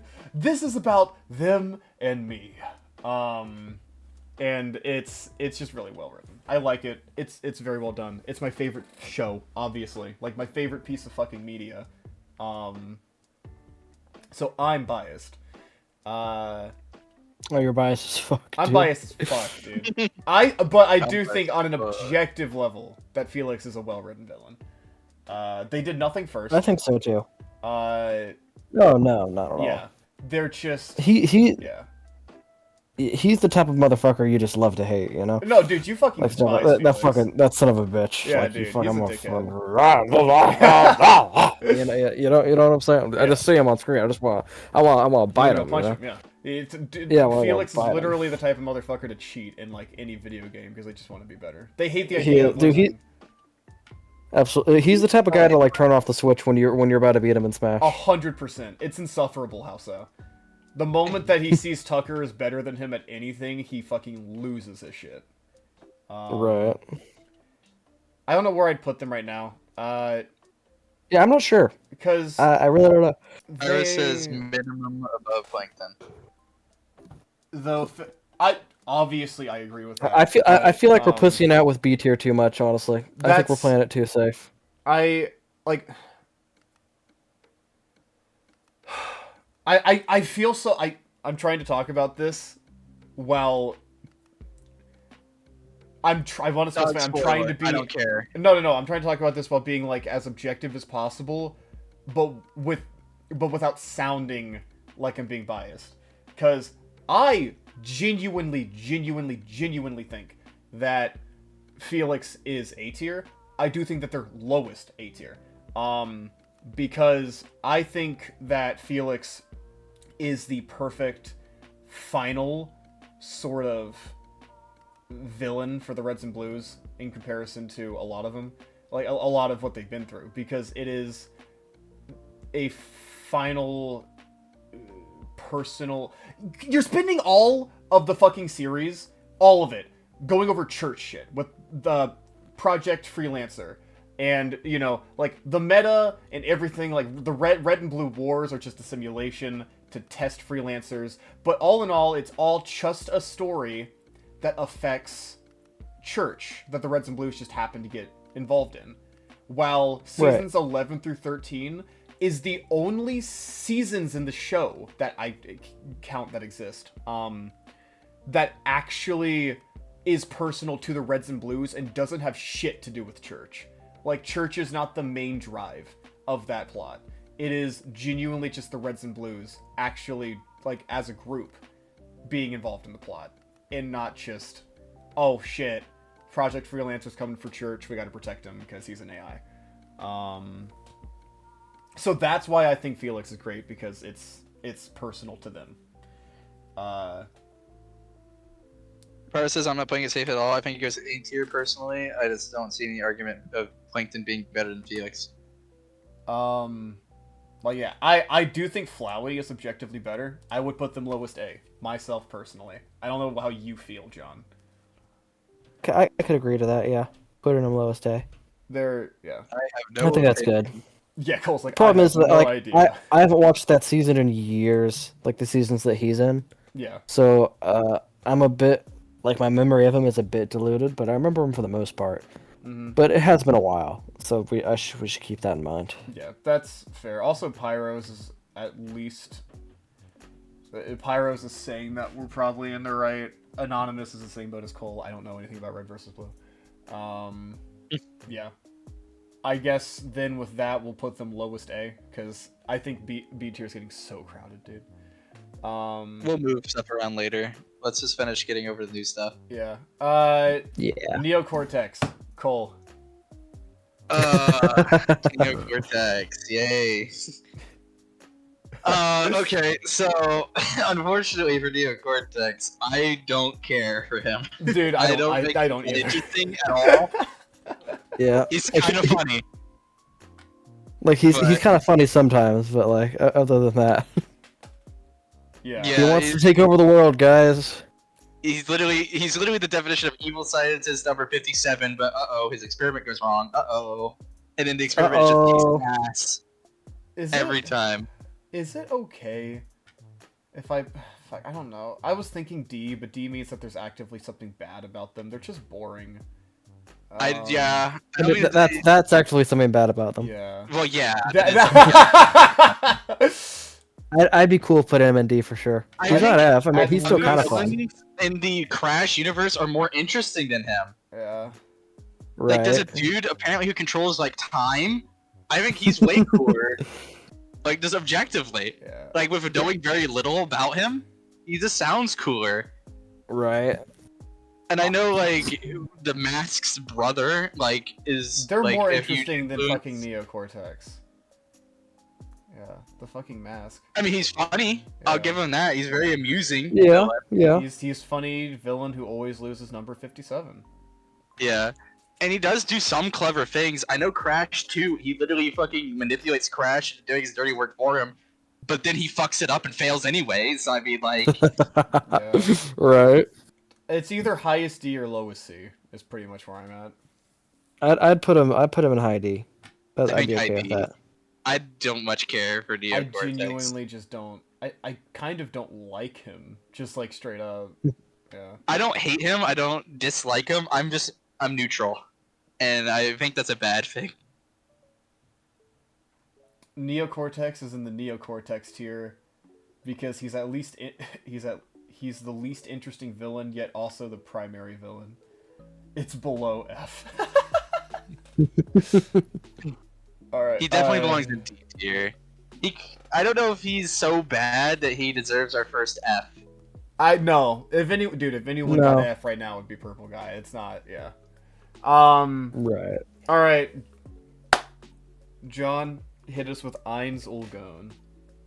All right. So So you- Ein's what were you gonna say, Cole? Pyro's the spitting. Like, how are you the most iconic villain of a series, but also objectively the worst villain of said series? Right.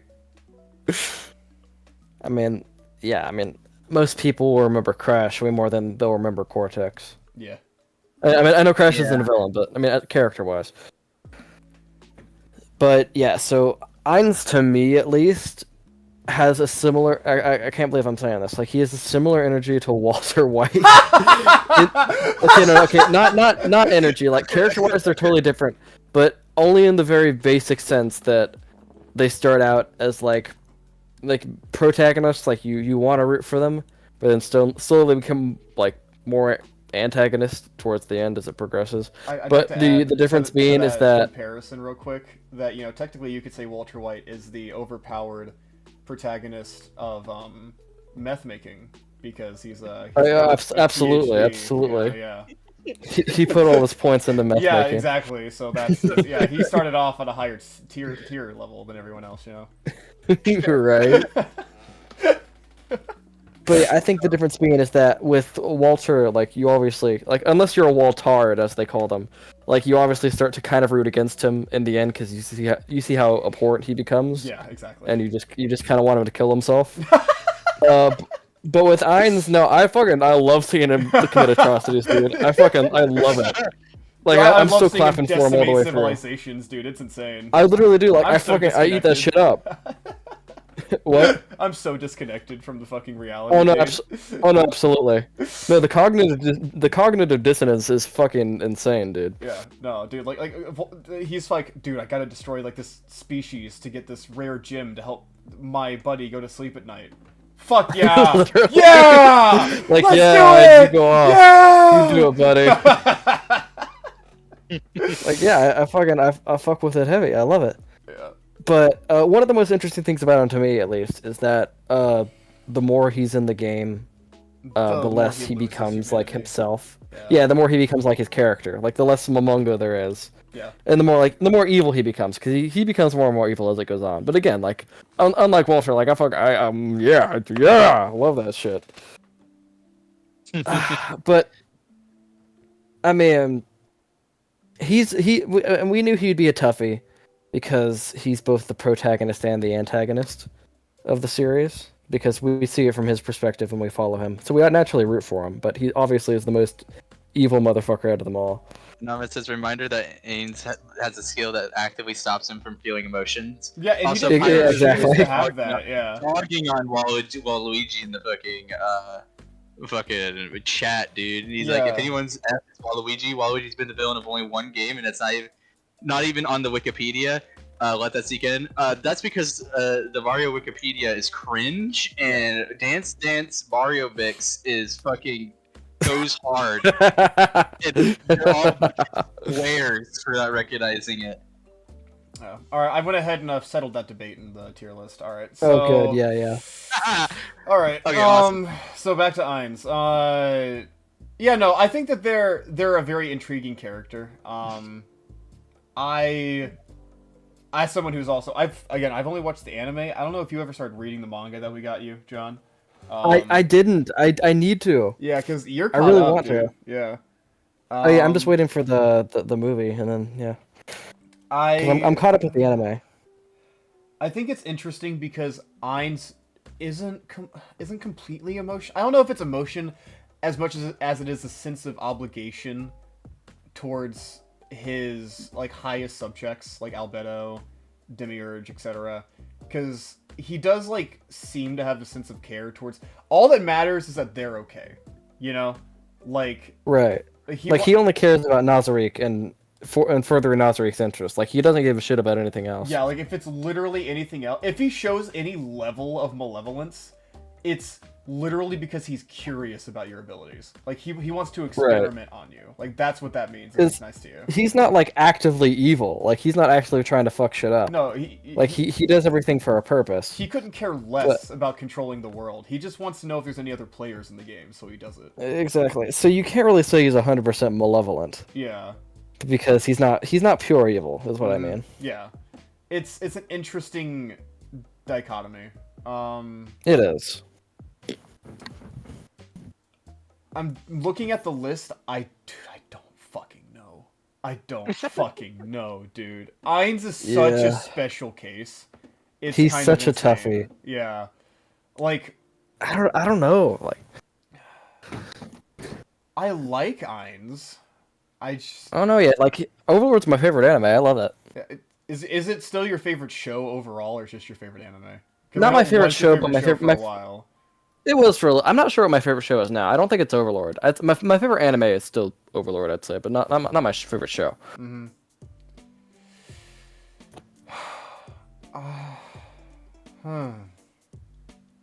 DUFC. You know what, John? Yeah. You know, it's your favorite anime. Go take the lead. Name a position. You know, we'll talk about it. Pick a position on the board. Pick a position on the board anywhere. Low A. John's the most harsh out of everybody, dude. He's out here like singing praises. He's just like, yeah, but it's kind of dog shit. Hey, Yeah, No, that's not what I mean. I don't know. It doesn't feel genuinely right putting him in S. It doesn't, dude. I would 100% not put him in S. I would, yeah. Yeah, but low A. I Would could you put be him. harsh at John? I could put him in low A. I'm trying to think about where. I cannot, for the life of me, I don't think, say that they're better than Flowey. I think Flowey is a better written character. I think he's better than Felix. Let me think objectively here, because He's trying to remove all bias from your body. yeah, exactly, because this is your favorite anime. Felix is from my favorite fucking piece of media. We have to hold on, wait. Based on what you guys have told me, I say we move. Is he better than GLaDOS? Let me answer that. Let me ask that question first. Is Ein better than GLaDOS? I would say. I would say no. I would say no, but I do think. I don't know why, but my brain's telling me right now that Flowey's better than GLaDOS. That's why that's actually why I wanted to propose this. Yeah. That's why I was about to say. I was gonna say, let's do this. Let's move Flowey above GLaDOS, and if he's better than GLaDOS, put him above GLaDOS. I'm trying to think about why I think Flowey's better than GLaDOS, though, because I remember our biggest problem was their. I don't remember. Our biggest problem with Flowey was their. If you do a neutral run, they don't exist. Oh yeah, he literally just isn't present sometimes. With that in mind, I think GLaDOS is better. With thinking about that, I would put that there. That's right. That's yeah. what it was. That's what it was. I had to think about that for a second. Yeah. Okay. Yeah. I think I can live and be okay with Ions being higher than Felix. I think I can live with that. Yeah. Above that, because Okay. I don't know. I can live with You that. watch I it would at some be fine point, with but Yeah. I think that's good. okay.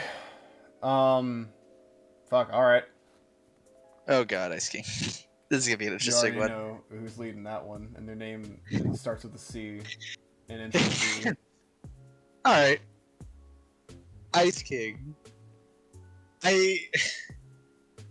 So problem with this is that I never finished Adventure Time and I haven't watched it in years. How I much are you have- considering the difference between Ice King and Simon? That's the problem. That's such a big fucking yeah. Surely we just have to be thinking about Ice King, right? I think we separate him from Simon. I think Simon should be included as like a backstory piece, but that's it. I mean, Simon's basically a separate character. Yeah. Yeah. I do think Yeah. Ice King's backstory is phenomenal. Yeah. With I agree. Marceline and everything. Yeah. I agree. He's a interesting like kids cartoon villain at first, where he's like stereotypical, oh, it's just the evil wizard. He needs the princess because he wants to marry her. And then like you kind of learn that it's because he's fucking actually insane, and it's because Simon called Betty princess, and that's why he's obsessed with her. I forgot about that. Right. And it's kind of cool. Anonymous asks, "Where's the video about the Lich?" It's not coming because I think the Lich has a cool presence, but I don't think they're that deep in and of themselves. I think that they're just, they are followers. I mean, the Lich is cool. That's about it. They're cool, but that's about it. They're really not that deep. The deepest they get is in the Fiona and Cake show.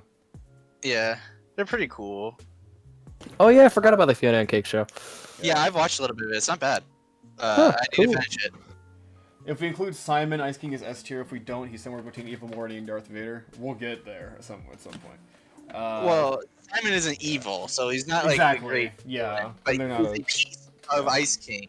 You consider him, but not like to an extent where they're the same person or character rather, what do we because they are the same person. what do we count as the presence? Because they're around a lot, but they're not like. I feel like after season 1, they're really not like the main villain ever. Right. You're very much right, Pyros. Ice King started as Finn's villain, but as the show progressed, this is my favorite way to phrase that. Wow, like Ice King is Finn's rookie like villain. Like as he's learning the ropes of being a hero, he's just like goofy and incompetent enough to like, but also just threatening enough to where you have to take him seriously. But if you fuck up, it's not the end of the world. You can come back. Yeah. So like in that way, he's like a really good like push off for Finn in a way. So like he's good for the story in that way. Also like he kind of becomes like a ally in a way at the end of the show because like Finn and Jake pretend to be his friends so he doesn't fucking kidnap princesses anymore. Yeah. Dude, I think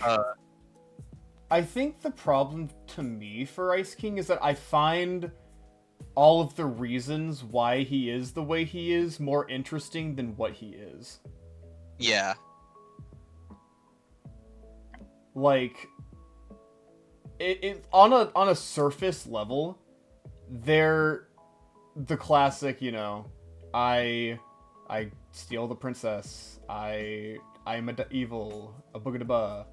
But then you get into like the A boogadaba. yeah, and then you get into like the in-depth as to why they are the way they are, and they fuck, you know, like you're like, oh, that's like really interesting. But in the end, they're still just like evil villain number 5. I don't know.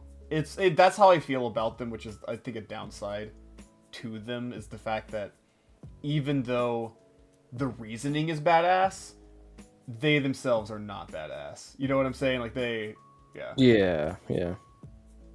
Unfortunately, Anonymous, technically, Ice King didn't write Fiona and Cake. Yeah, they didn't write it. They didn't write Fiona and Cake. Yeah. Technically, it was Prismo. It was Prisma. Yeah. I hate to go all nerd glasses on you. I'm sorry. No, I was It hurt. literally about to say the same thing, dude. Yeah. What do you want to propose to me, Pyros? Okay, what are you proposing, Pyros? Well, he's typing that out. I Yeah. bet it's gonna take a minute. I want Ice King wait. above Gus, but below Bill Cipher, and that's because of Betty.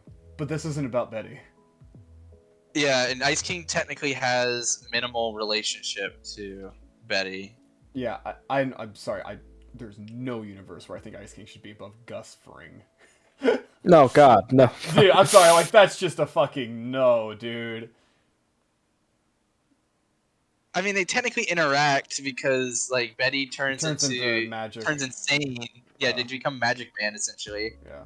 and then become Golb, like fused with Golb, to free Simon from the Ice King curse. Yeah. But that's more about Simon. Exactly. And- It's so arbitrary where we draw this line. Yeah, it's so arbitrary where you draw the line because Ice King's like an entity Yeah. that like possesses Simon Exactly. because he becomes his own creature when he was removed from the crown. He became Ice Thing, Yeah. who then becomes like this insane batshit like space criminal or something. I don't know. There's like a comic in the future where he's like the main evil villain that like Juke's offspring have to fend off or some shit. That's interesting. Yeah. Because in the later half of the show, Ice King was Betty's villain because Betty's objective was to free Simon. I guess that's fair. While they're interesting, I can't put them above some of these characters. Like, I think they're if they were I think you could maybe put them above like Felix and Ainz, but that's still pushing it to me. That's still like I don't think that. Farm World Finn, who became Ice King of his universe. That's not the Ice King we're talking about, though. Yeah. Hey, we're talking about Land of Ooh asking. Yeah. He also eventually beat himself. would personally put them like between I think he's more interesting than Plankton. He definitely is above that Plankton. I was gonna say I think that I would personally put them between like is somewhere in the realm of Evil Morty, Dobby, or Plankton. Pyro says, "Fuck Ice King. Let's have the crown be what the villain is." That's I not what guess the video was though. Yeah. We're technically focusing on one multiverse of the crown, essentially. Yeah.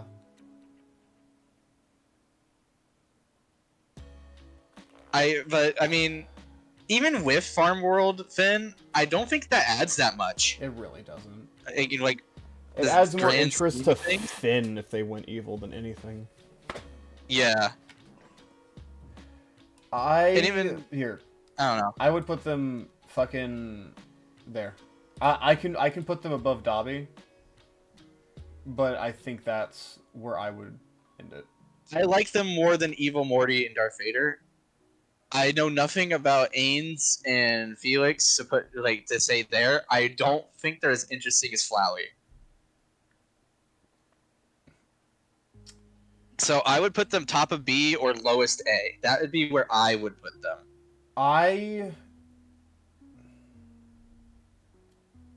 Because I know that a huge part of why we put Darth Vader where they are is because of the decade gap between the original trilogy to the prequel, where there was nothing more to him, where it was just like a cop on, Right. With their story as but I think with current lore, I do think like Darth Vader / Anakin Skywalker, because it's the same character, is more interesting than I guess that's Ice fair. King. I definitely think he's above Evil Morty then, at least. I can't accept that because Evil Morty is having some problems. He's down on his luck, I would say. Yeah. I can live with that placement of Ice King. John? Yep, I think that's good. Yeah. Acceptable. Jack says mean Morty. Mean Morty. Yeah, that's I can live with that placement right there. Now John, do you might want to? I don't know how you want to do this. Yeah, I'm just gonna deafen myself, and y'all could just like text me when you're done. Okay. Because I really don't want spoilers. Yeah. Okay. All right. We're about to go off. We're about to go off, dude. Yeah. We Goodbye love for this now, fellas. All right. Well, welcome back. Okay. So Ketherick Thorm is like my favorite villain in all of fucking Baldur's Gate 3. I think that they're the best. Yeah. Dude, undeniably. Oh, yeah. Unfucking deniably. The thing is that the problem which takes them down is that they're not in the game enough. Yeah. Like, I wish he was in the game as much as the other two. I found out Like, at first, originally you were supposed to be able to save him. Like you could convince him to I like heard about that. Yeah. If they did that, I would have lost my shit, dude. He was supposed to be someone that you could have chilled in camp with. Dude, if he was a camp dude, that would have been sick as fuck. Yeah. Ketherick Thorm, you know, they go bad shit because they want to bring their daughter back, which they do. Yeah. And so they become a tool for the god of death. They have one of the best fights, Oh yeah, dude. like, in the entire game. I'm gonna ignore your farts, Jack. Yeah, no, it's just the thing about them is that their presence and their presence is the best part about them, I feel. Their character themselves, it's their demeanor is what fucking sells them, while in it themselves like aren't super deep. Like, oh, I wanted to bring my daughter back from the dead, number 19. We trust you will be a great cool. asset I'm to the listening company. you're a great Great asset now. asset to the Alright. company. Great asset to the company. Like, they're cool. I like them. Their boss fight is fucking insane. Like, whenever we first did it, we were like, holy shit. What? I thought we were done.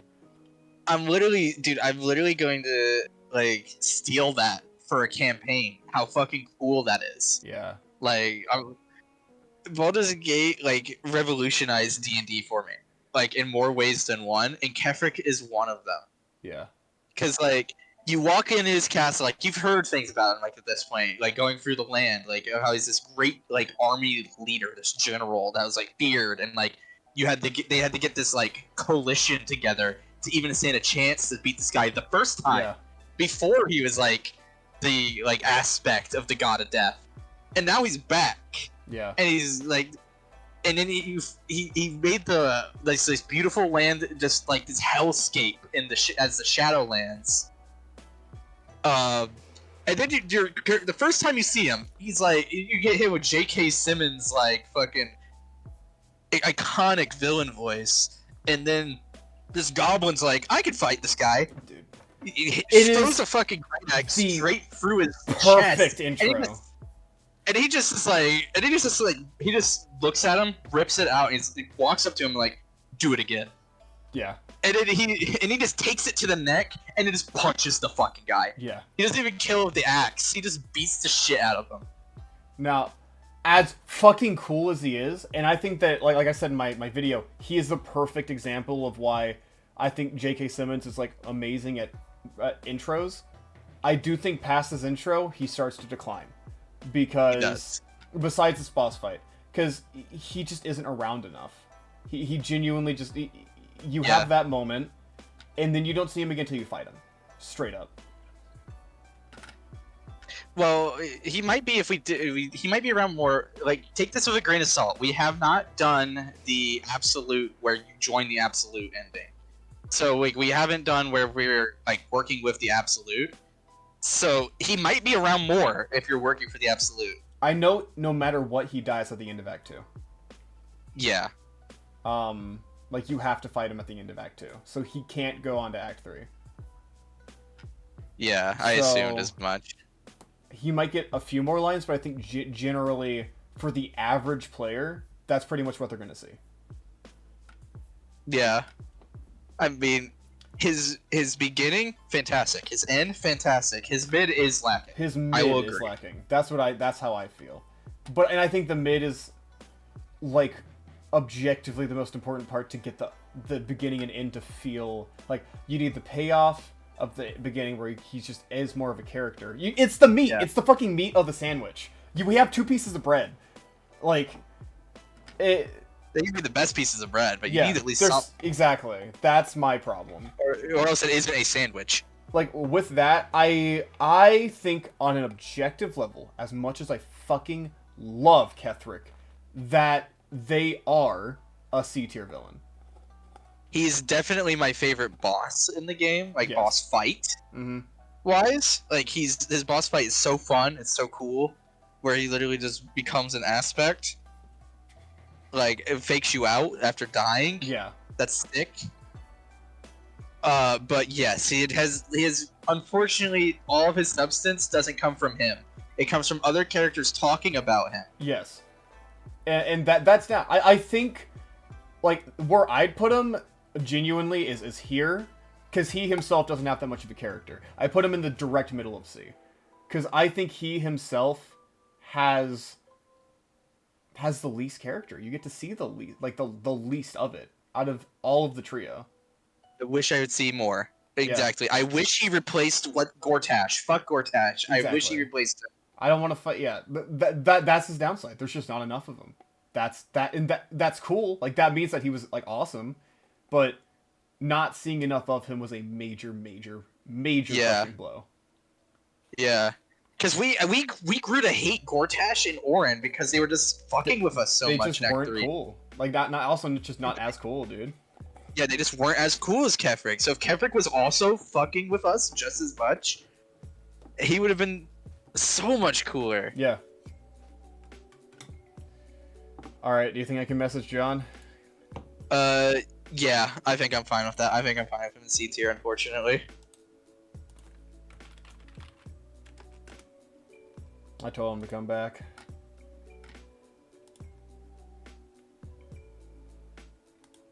Is he back? Is it finished? Yeah. It is finished. Welcome back. Excellent. Hello, fellas. Alright. Where is he? Oh, really? Wow, alright. You'll understand. You'll understand. Okay, I'll get it eventually. Yeah. Okay.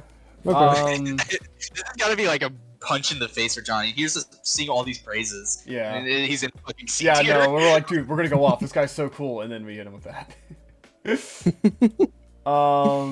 Okay. Next up is Omni-Man. Yeah. Yeah. I know I'm gonna be the most negative one here. Probably, yeah. So, you're not Yeah. caught up on season 2, right, John? How far are you? I'm like 2 episodes in. Oh. Bruh, you gotta get farther than that, man. I know, I'm sorry. Christian, this sucks. We can't talk about anything past season, like episode 2, season 2. Season 2 is where all my complaints are. Should I leave again? Fuck. I can. It's okay. It's okay if it like if I don't know, it yeah. disrupts your argument. It depends on how much you care about spoilers, yeah. If you want, if you I care about do. spoilers, then deafen yourself. All right, I'm sorry. I'm sorry. Okay. Right, text me again. Okay. So, Alright, Christian, go off. season 1, perfect.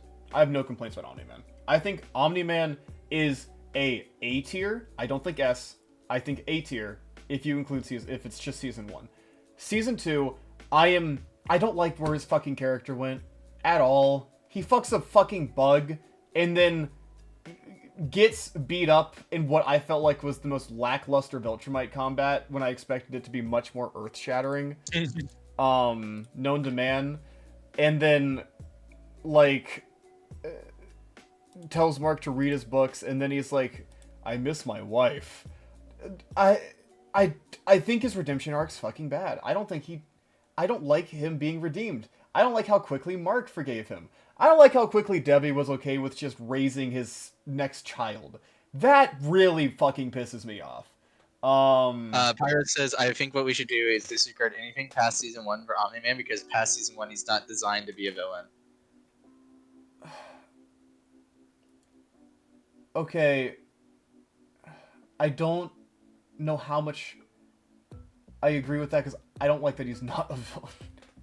And I don't want to hear people, like, because I'm ready for this, because one day I'm going to make a video on this, because I have, like, really, really serious problems with Season 2.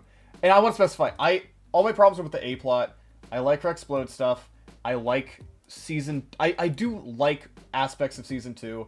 I just really vehemently am angry at the direction they took Omni-Man. And people are going to be like, but that's how it was in the comics. Well, then I have problems with the comics, okay? Like, that's not an argument. I know the people are gonna, like, say that.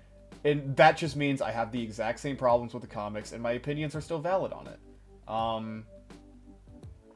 I think his redemption arc is shit. I think it's shit. I think, oh man, I kind of miss my life a little bit. I killed thousands of people. Like, thousands of people. Oopsie daisy. Anyway, Mark, read my books. Pirate says deadass in the comics too. Past season 1, he's literally not a villain anymore. And that's bad. I think so. I don't know how much if you have like a counter argument, because I was like going into this expecting like you to have like a different opinion or whatnot on it, but that's how I feel about the current state of Omni-Man. I don't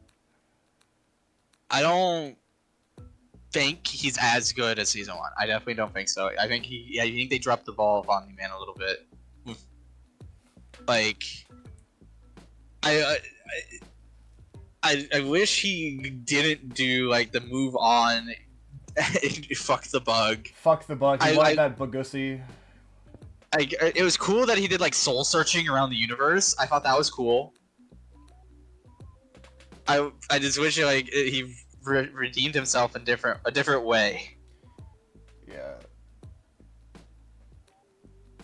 Like. Oh, Pyros, I know what you're talking about. I got that spoiled. I have it spoiled too.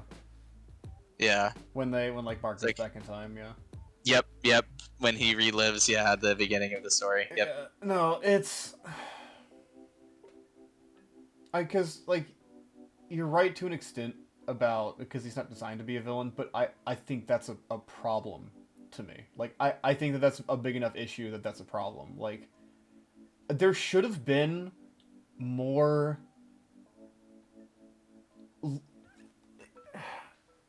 Mark said you, Dad, I'd have you, and then Nolan disappeared and suddenly felt like loved this bug species and treated them the way he should have treated humanity, which like I get is the point. But the problem is that I hate that we didn't see it. I hate that we didn't see it. I could be okay with that being the direction of the character, but I am so angry that he disappeared after such an awesome philosophical battle and physical battle that it was awesome. And it could have led to another combat between Mark and Omni-Man where Mark's stronger this time. And it just stuff where we could have seen, like, Omni-Man fight that internal battle. We didn't see it. We saw him fight that internal battle for 5 seconds at, like, the end whenever, like, he's like, why could you just let me do this? And then he's gone and he fucks bugs. And then makes purple Mark.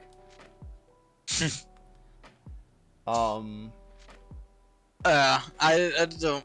I'm sure he'll redeem himself, like as like a non-villain character, like in season 3, like when he's got some setup. Like I'm sure he'll be a better like character overall. But like on the villain tier list, I don't know. I don't know how we should take this. Like, that's It's the like problem. a big problem.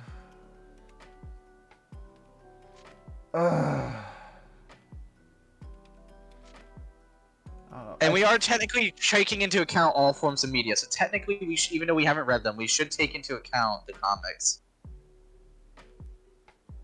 Omni-Man isn't fully redeemed yet, the best way to put it. Dude, it fucking feels like it. Mark has no pushback. But that's like not a problem on Omni-Man's part, that's a problem on Mark's part. Yeah. I don't know. I feel so dirty putting Omni-Man super high, because I'm like just really upset with like where the he A-plot. is. Yeah, I'm just like really, I don't like him in season 2. I'll say it. Okay, we'll do just season 1, because I don't know how to incorporate season 2. Yeah. Because while there are characters on our list that have moments of doing good things, it's usually still for their own benefit. They're fighting a greater evil so that they don't have to be threatened by that greater evil to complete their evil goal. Yeah, I just...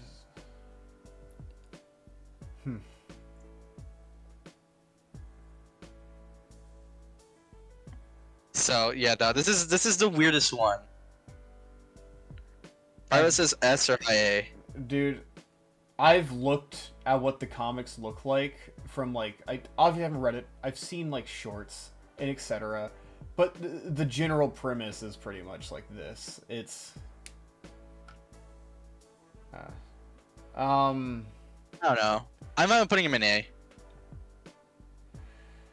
if it's just season 1, I can put him in A. I'm thinking about where. I don't know where I'd put him though. Yeah. If it's just season 1, I could put him. Do we want John back in here then, since we're talking about season 1? Yeah, call him back in.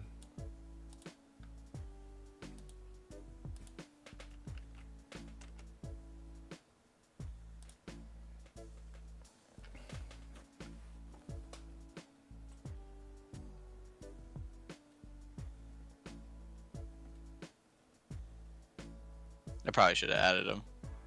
Yeah. Paper reader. Yeah. There we Because go. John, if it's just season 1, John's input will be. Alright, But- so, we've decided after long conversation, we're just taking into account season 1. So you can join us in that discussion now. We're just taking into account what? Season 1. Season 1. Oh, okay. Hmm.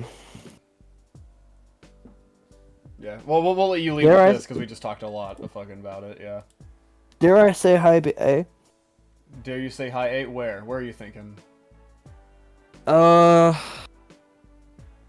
Maybe right in between Bill and Gus. I would put it between Gus and GLaDOS. That's where I would Okay. put it. Yeah, okay. I can I live with that. suppose that's agreeable. Yeah. Alright. Okay. Yep. Alright. Season 1, everyone. Well, actually, I'm second guessing that now. Why? Because I'm thinking of letting my season 2 opinions flood in. Okay, dude, if it's my season 2 opinions, it's fucking here. But, you know, I'm letting this keep going. Where yeah. do you put them? You'll see where I put them, dude. But, That's funny. That's funny as fuck.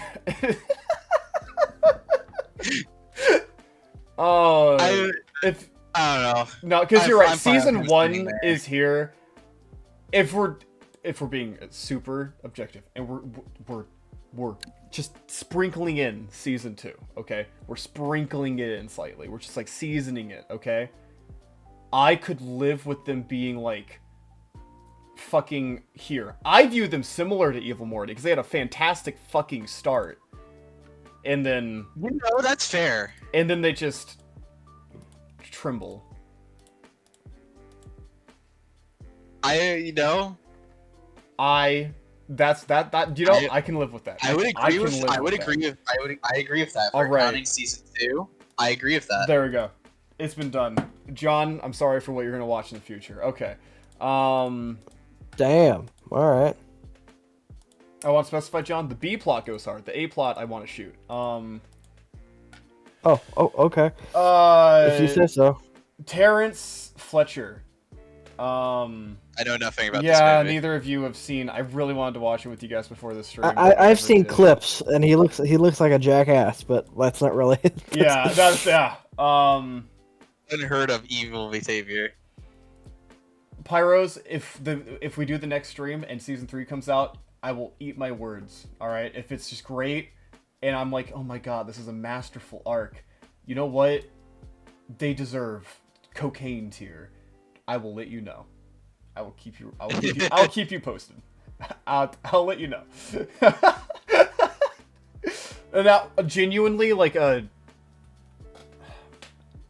me, like not even being biased, I think objectively, Terrence Fletcher is. I think they're an S tier villain. I was gonna say you gave them a perfect 30. I do. Yeah. Because I think that there's zero flaws. Like, I can find a flaw in, like, all of these villains, except I could find a flaw in fucking Pain, but I don't think I could in Light. But I could not name you one with Fletcher. They are an odd villain because it's not in the typical we're fighting sense. It's in like a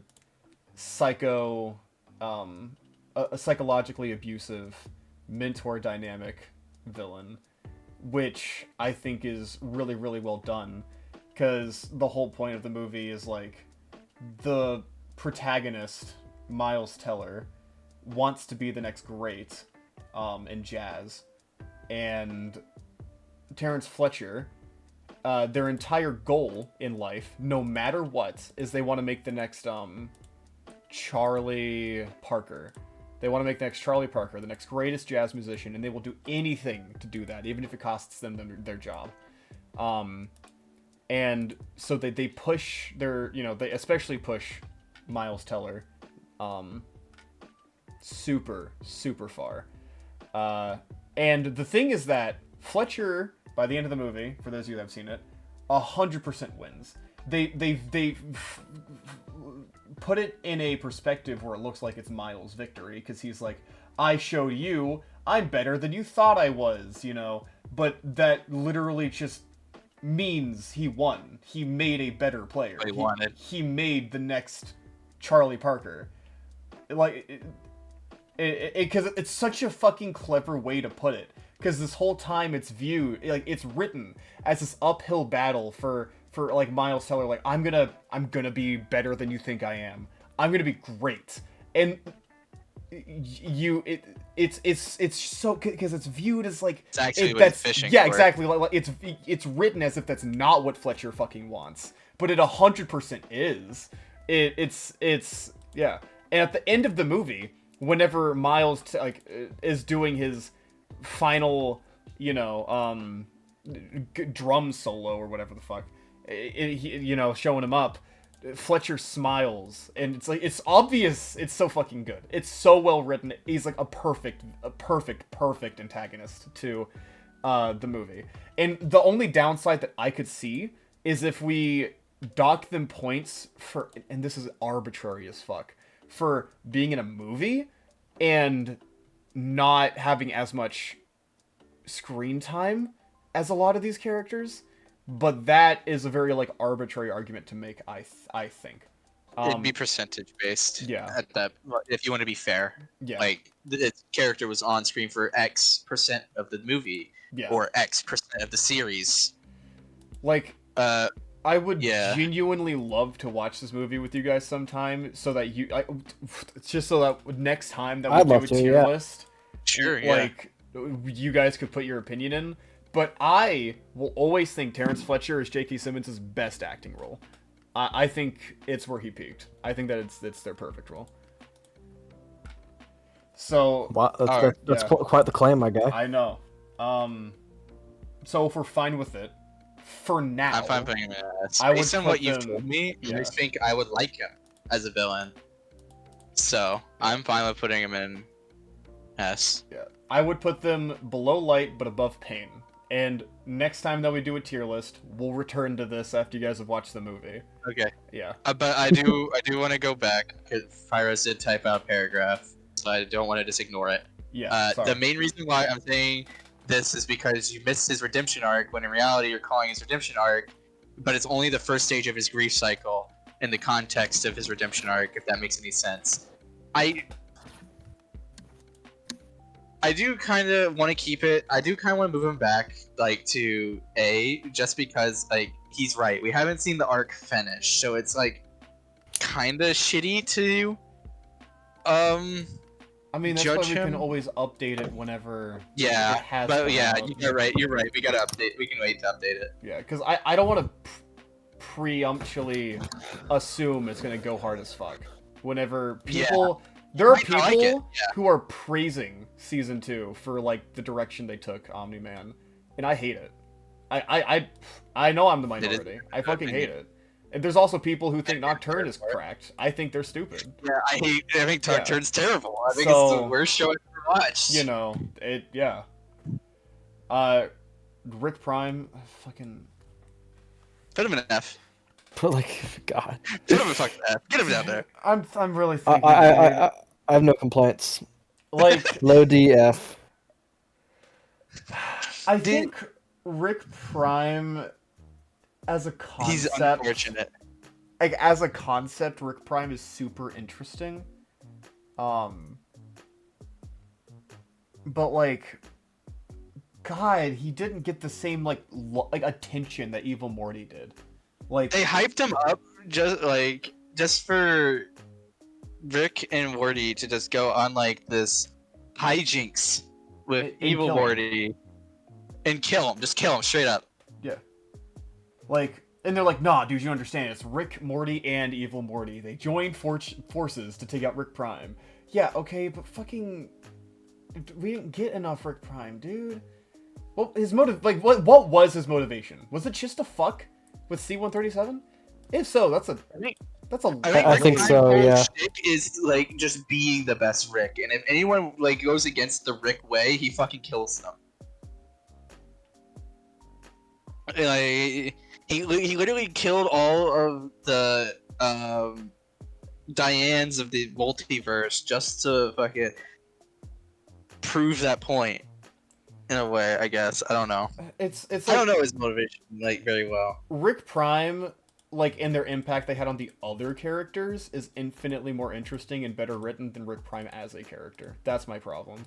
Like Rick Prime had like really great, like how they impacted other characters was great, but they themselves didn't feel like a character. Yeah. That's They felt like a catalyst to our Rick, and that's it. yeah. I'd They didn't even really do anything to him. They didn't. They killed Past fucking that point. Slow Mobius. What? You did not just. I'm sorry. Like this is the Rick and Morty like equation. Yeah. Like they built up this super fucking serious thing, and then they just made it a joke. Like they just made it a joke. They just made it. Oh, I'm gonna use this machine That's Rick and Morty for you, buddy. to You can't have your kill. cake and eat it too. You have to pick Yeah. one direction, or else sometimes they'll do this, just fall flat on its face and be like meaningless. I think you and I had like a very similar reaction, Christian. It was like, oh hey, there's Rick Prime. Oh okay, he's dead now. Okay, I guess whatever. The episode would have been amazing if he didn't die at the end. Genuinely, I thought the episode would have been fucking 10 out of 10 if he didn't die. Yeah, I'll put him top of D, dude. I Rick think Prime's motivation was to fuel his ego, and when other Ricks had enough self-esteem and self-control to avoid stooping to his level, he'd force them to stoop to his level by killing their happiness. yeah, I forgot. Yeah, he just gave all the Ricks their portal fluid in comparison to Seaman, which I think is I don't like that plot point. I think that all Ricks were inherently supposed to be smart, but ours was smarter and all that. Whatever. I don't like it. I think it's an arbitrary way to like be like these are the smartest Ricks. These are the they Ricks. actually made portal That's such travel. arbitrary. That's such an Yeah. arbitrary way to do that.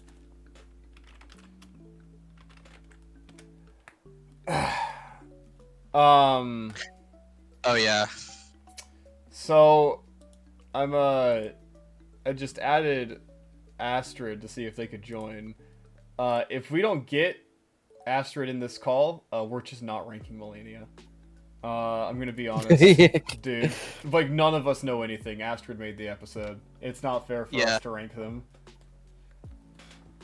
I don't think it's not like the other Ricks couldn't make Portal Juice. It's just they didn't have to. I guess that's fair. Because they killed their Dianes across all the timelines. But... Yeah. well, I don't know. Doofus Rick... there's so many questions that poses with Doofus Rick. Because they never had a kid, I don't think. Because Jerry never got... Because the whole lore is that Doofus Jerry... Because there was no Beth went on, and instead of being a simp, became like the most lethal Jerry of all time, and like was genuinely stronger than most Ricks in the comic series. So if they killed Diane across all dimensions, then that doesn't add up because Doofus Jerry had to have made his own portal fluid. Because there was no Diane to kill. No, they were going to make their own portal through. Rick Prime opened with stating that they were about to make a breakthrough being portal travel, and he did that for every Rick.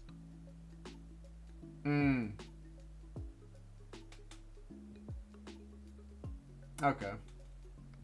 I guess it's better than I don't like Rick Prime that much, dude. I don't like Rick Prime at all. For now, Necromancer from Castle Crashers. I don't know, man. Can we put him lower than Purple Guy? Okay. Again, like he's just like fuck. I don't know what to say about Yeah, him. he doesn't see himself doesn't have much, dude. Yeah. He's a fun boss fight. Yeah, he's like a boss fight. Yeah. Do we want him to be our first F or nah? Because I'm completely okay with that. He's kind of a nothing burger, honestly. I mean, I'm trying to I think. mean, the thing is that he has no redeeming nor like unredeeming qualities about him because he has no qualities. Like they're the community's favorite boss fight. They're objectively Yeah, but we're not more wrecking present. not wrecking boss fights. Yeah, they're objectively more present than the evil wizard because we actually did the numbers. Like they appear to fuck with you more. Yeah. Waluigi should be F tier SMH. We'll talk about Waluigi after this. Yeah. We made like the funny haha bit, you know, that Necromancer is just so goated in our amazing villain video, but He technically does do more to you than fucking the evil wizard. Yeah. True. okay, I'm not exaggerating when I say though. Fuck, I kind of want to put them in D, but just put them above Rick Prime. Yeah. Okay. Okay. I think I can live with that. Telling you, man, Rick Prime F tier, dude. I mean, that's Yeah. all I'm saying. Might as well. I think. Yeah. I'd be cool with that. I'm just saying. First F tier. I'm completely okay with this. Yeah, that'd be okay. This does bring a smile to my face. Yeah. He basically goes, "Hey, try these guys. Kill them again." Yeah.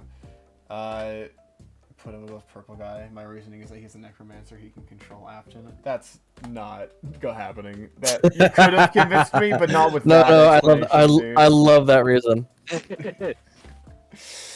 Yeah, we aren't ranking these based on power, because I'm gonna be real. If we rank these based on power, Plankton is plummeting to F tier. Dude, if we rank these based on power, Plankton gets bodied by every fucking character on this list, dude. if we rank, dude, fucking, if we rank them by power, Rick Prime would be like A. Yeah. Well, question: do you think Plankton would lose to Terrence Fletcher, like just a regular ass music professor? Like, actually, I don't. You know, maybe not. Maybe he doesn't lose to everybody. Let me meme on purple guy. Fucking, I'll put him a fucking there. Okay, I don't really care. It's D tier. I'm not really fucking. Yeah, we are invested in a D tier. That's fair. Yeah, Waluigi is cocaine tier. I think this was obvious from the start.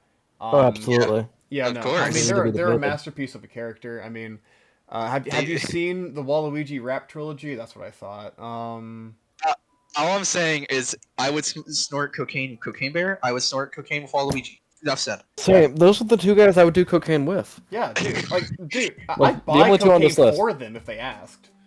Actually, no, I do cocaine with Gus. You would. But the problem is he wouldn't do cocaine with me. Yeah. Necromancer is rated after because he's more iconic than Purple Guy, despite having that being a rigorous story connection presence. I would argue that Necromancer has nowhere near the grasp on the gaming industry that Purple Guy does. Yeah. Okay. Yeah.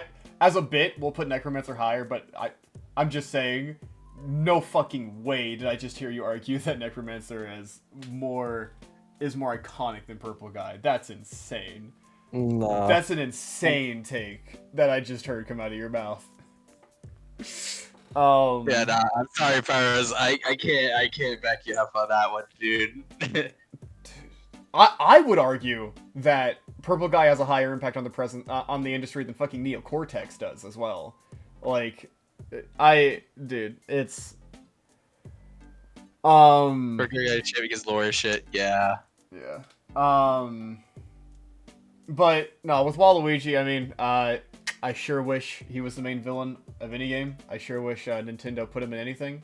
But I think that they clearly deserve cocaine tier because they have an insane fandom for having nothing, nada. They have nothing to their name, but yet they're still like one of the most beloved characters ever. That's kind of funny. Like, Yeah. legitimately impressive. That's a feat. Bro has nothing but sports game fucking like appearances, and they got a high quality trilogy, like rap trilogy made of them, along with multiple other songs and multiple other mods and shit like that. Yeah, and he was one of the most requested Smash Bros. Characters for the States and I think Europe. Yeah. Which is like crazy for a character that does fuck all, essentially. When looking at the audiences of both franchise, people are, at the moment, begging for them to stop with Afton because it stopped making sense long ago, whereas Necromancer is consistently top-rated character in Castle Crashers. But that doesn't make them more iconic that as a doesn't character. make them more iconic. Yeah. That makes them more loved as a character. Yeah. I agree. I think Necromancer is probably currently more loved than Afton. Yeah. I will agree with that. I think more But people want to fuck Afton, weirdly enough, but, you know, that's, I didn't need to hear those words in that order come out of your mouth.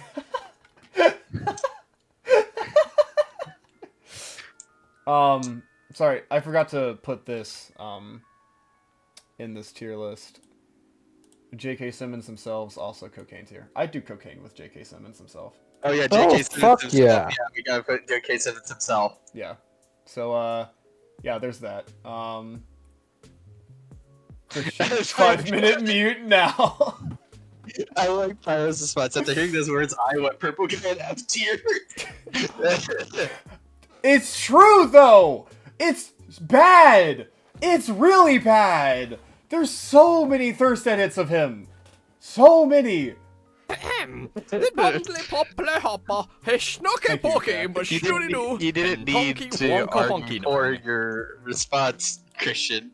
I think everybody here understands. If we start ranking Pyro's Burger that Fish makes in it row worse. Put him in 34, F tier. we would be here all... Oh my god. That is true, Anonymous. That is true. Yeah. I don't... Okay, let's go and compare this to our previous, you know?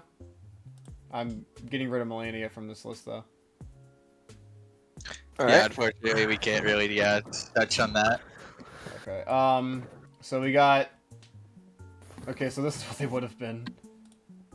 Okay, I guess you can't remove Melania. Purple guy is still the only D tier, apparently, according to our list. A fucking I like how insane B. J.K. Simmons just changed from like character to just him in cocaine tier. Yeah, that's really funny. Okay, Bill didn't move at all. that's We really... Nah, Bill's predicted he would perfect. be like second place. That's kind of funny. Do we want to move anybody? I'm looking. I'm thinking. If I moved anyone, it would be Monica higher. But that's it. Literally, it's not even because, like, I fucking adore Doki Doki literature or anything. I just think Monica's objectively a better villain than we're giving them credit for. Who the fuck is the last guy? You mean the one we didn't put on the list? Yeah, we didn't... It's Melania. It's Melania. They're from Elden Ring. Yeah. That's why none of us are putting them on the list, because none of us have gotten to that far into Elden Ring to talk about it. The only person on the crew that does is Astrid, and Astrid is not here. If we started ranking characters based on their Rule 34, we'd be here all episode. Yeah. It would be horrible. Yes. But yeah, besides that, I think I'm fine. Yeah. Yeah, I'm happy with everything where it is. Yeah, I don't know if I'd move Monica or not. I'm indifferent. Well then I think with that, that's the end of the season 2 tier list. Yeah, no, I mean, I don't know when we'll do season 3. We're gonna take a decent hiatus from this series. Yeah, that's pretty much the main announcement on that front. Thank you for being here. You know, Pyros, Fall, Anonymous, you guys are awesome. I know you guys have been here for... You guys at least have watched pretty much all of season 2, so, you know, it's nice to have more people involved in our tier list making with this one. Yeah. Discussions. Yeah. We'll go and start wrapping up. Let me see if there's anyone we want to raid. Hopefully season 3 is the part where shit actually gets good. Die! Unfortunately for you, Anonymous, we're out of good characters to talk about, so it's gonna get worse. Yeah. We will be streaming... Wow, wait, what? Oh shit. What the fuck? Whoa. Yo. Whoa. Yo. Whoa. This is freaking Whoa. Alright, that's crazy. I went a little insane there. We'll go ahead and You start thinking of good characters. Well, we're out of characters that we grew up with and have a good attachment. yeah. I'm sure there'll be more. We'll be We'll like make it. Sorry, continue. I know we have a couple ideas for season 2 that we just never did, so we'll come back at some point. Yeah. We'll be live tomorrow at 1 p.m. EST. You look forward to that, Anonymous, if you're able to make it. We will be playing Bread and Fred until we beat it. I want to die. We won't stop until it's done. We'll see about that. Yeah, good luck with that one. Yeah. No one else looks as familiar for rating. I'll just fucking. Is actually, does anyone have any suggestions? Anyone have any raid suggestions? Obviously, we gotta rate Alpharad. Yeah, clearly. Obviously, we need to raid Kai Sinat. Pokemon is streaming. Oh yeah, I'm I'm sure. I'm sure Yeah. she'll see our raid. Yeah. Christian, I can make Anonymous make demands of you for a villain. Well, I know one of you. It was one of you two. Asked me to do, Grayman from TF2, and that did actually convince me to read the comics. I just never made a video on it. I will do Grayman eventually. I don't know what. I mean, it's pretty cool. Yeah. Skya or Anatis. I wouldn't know who Natus is. I'll just do Skya.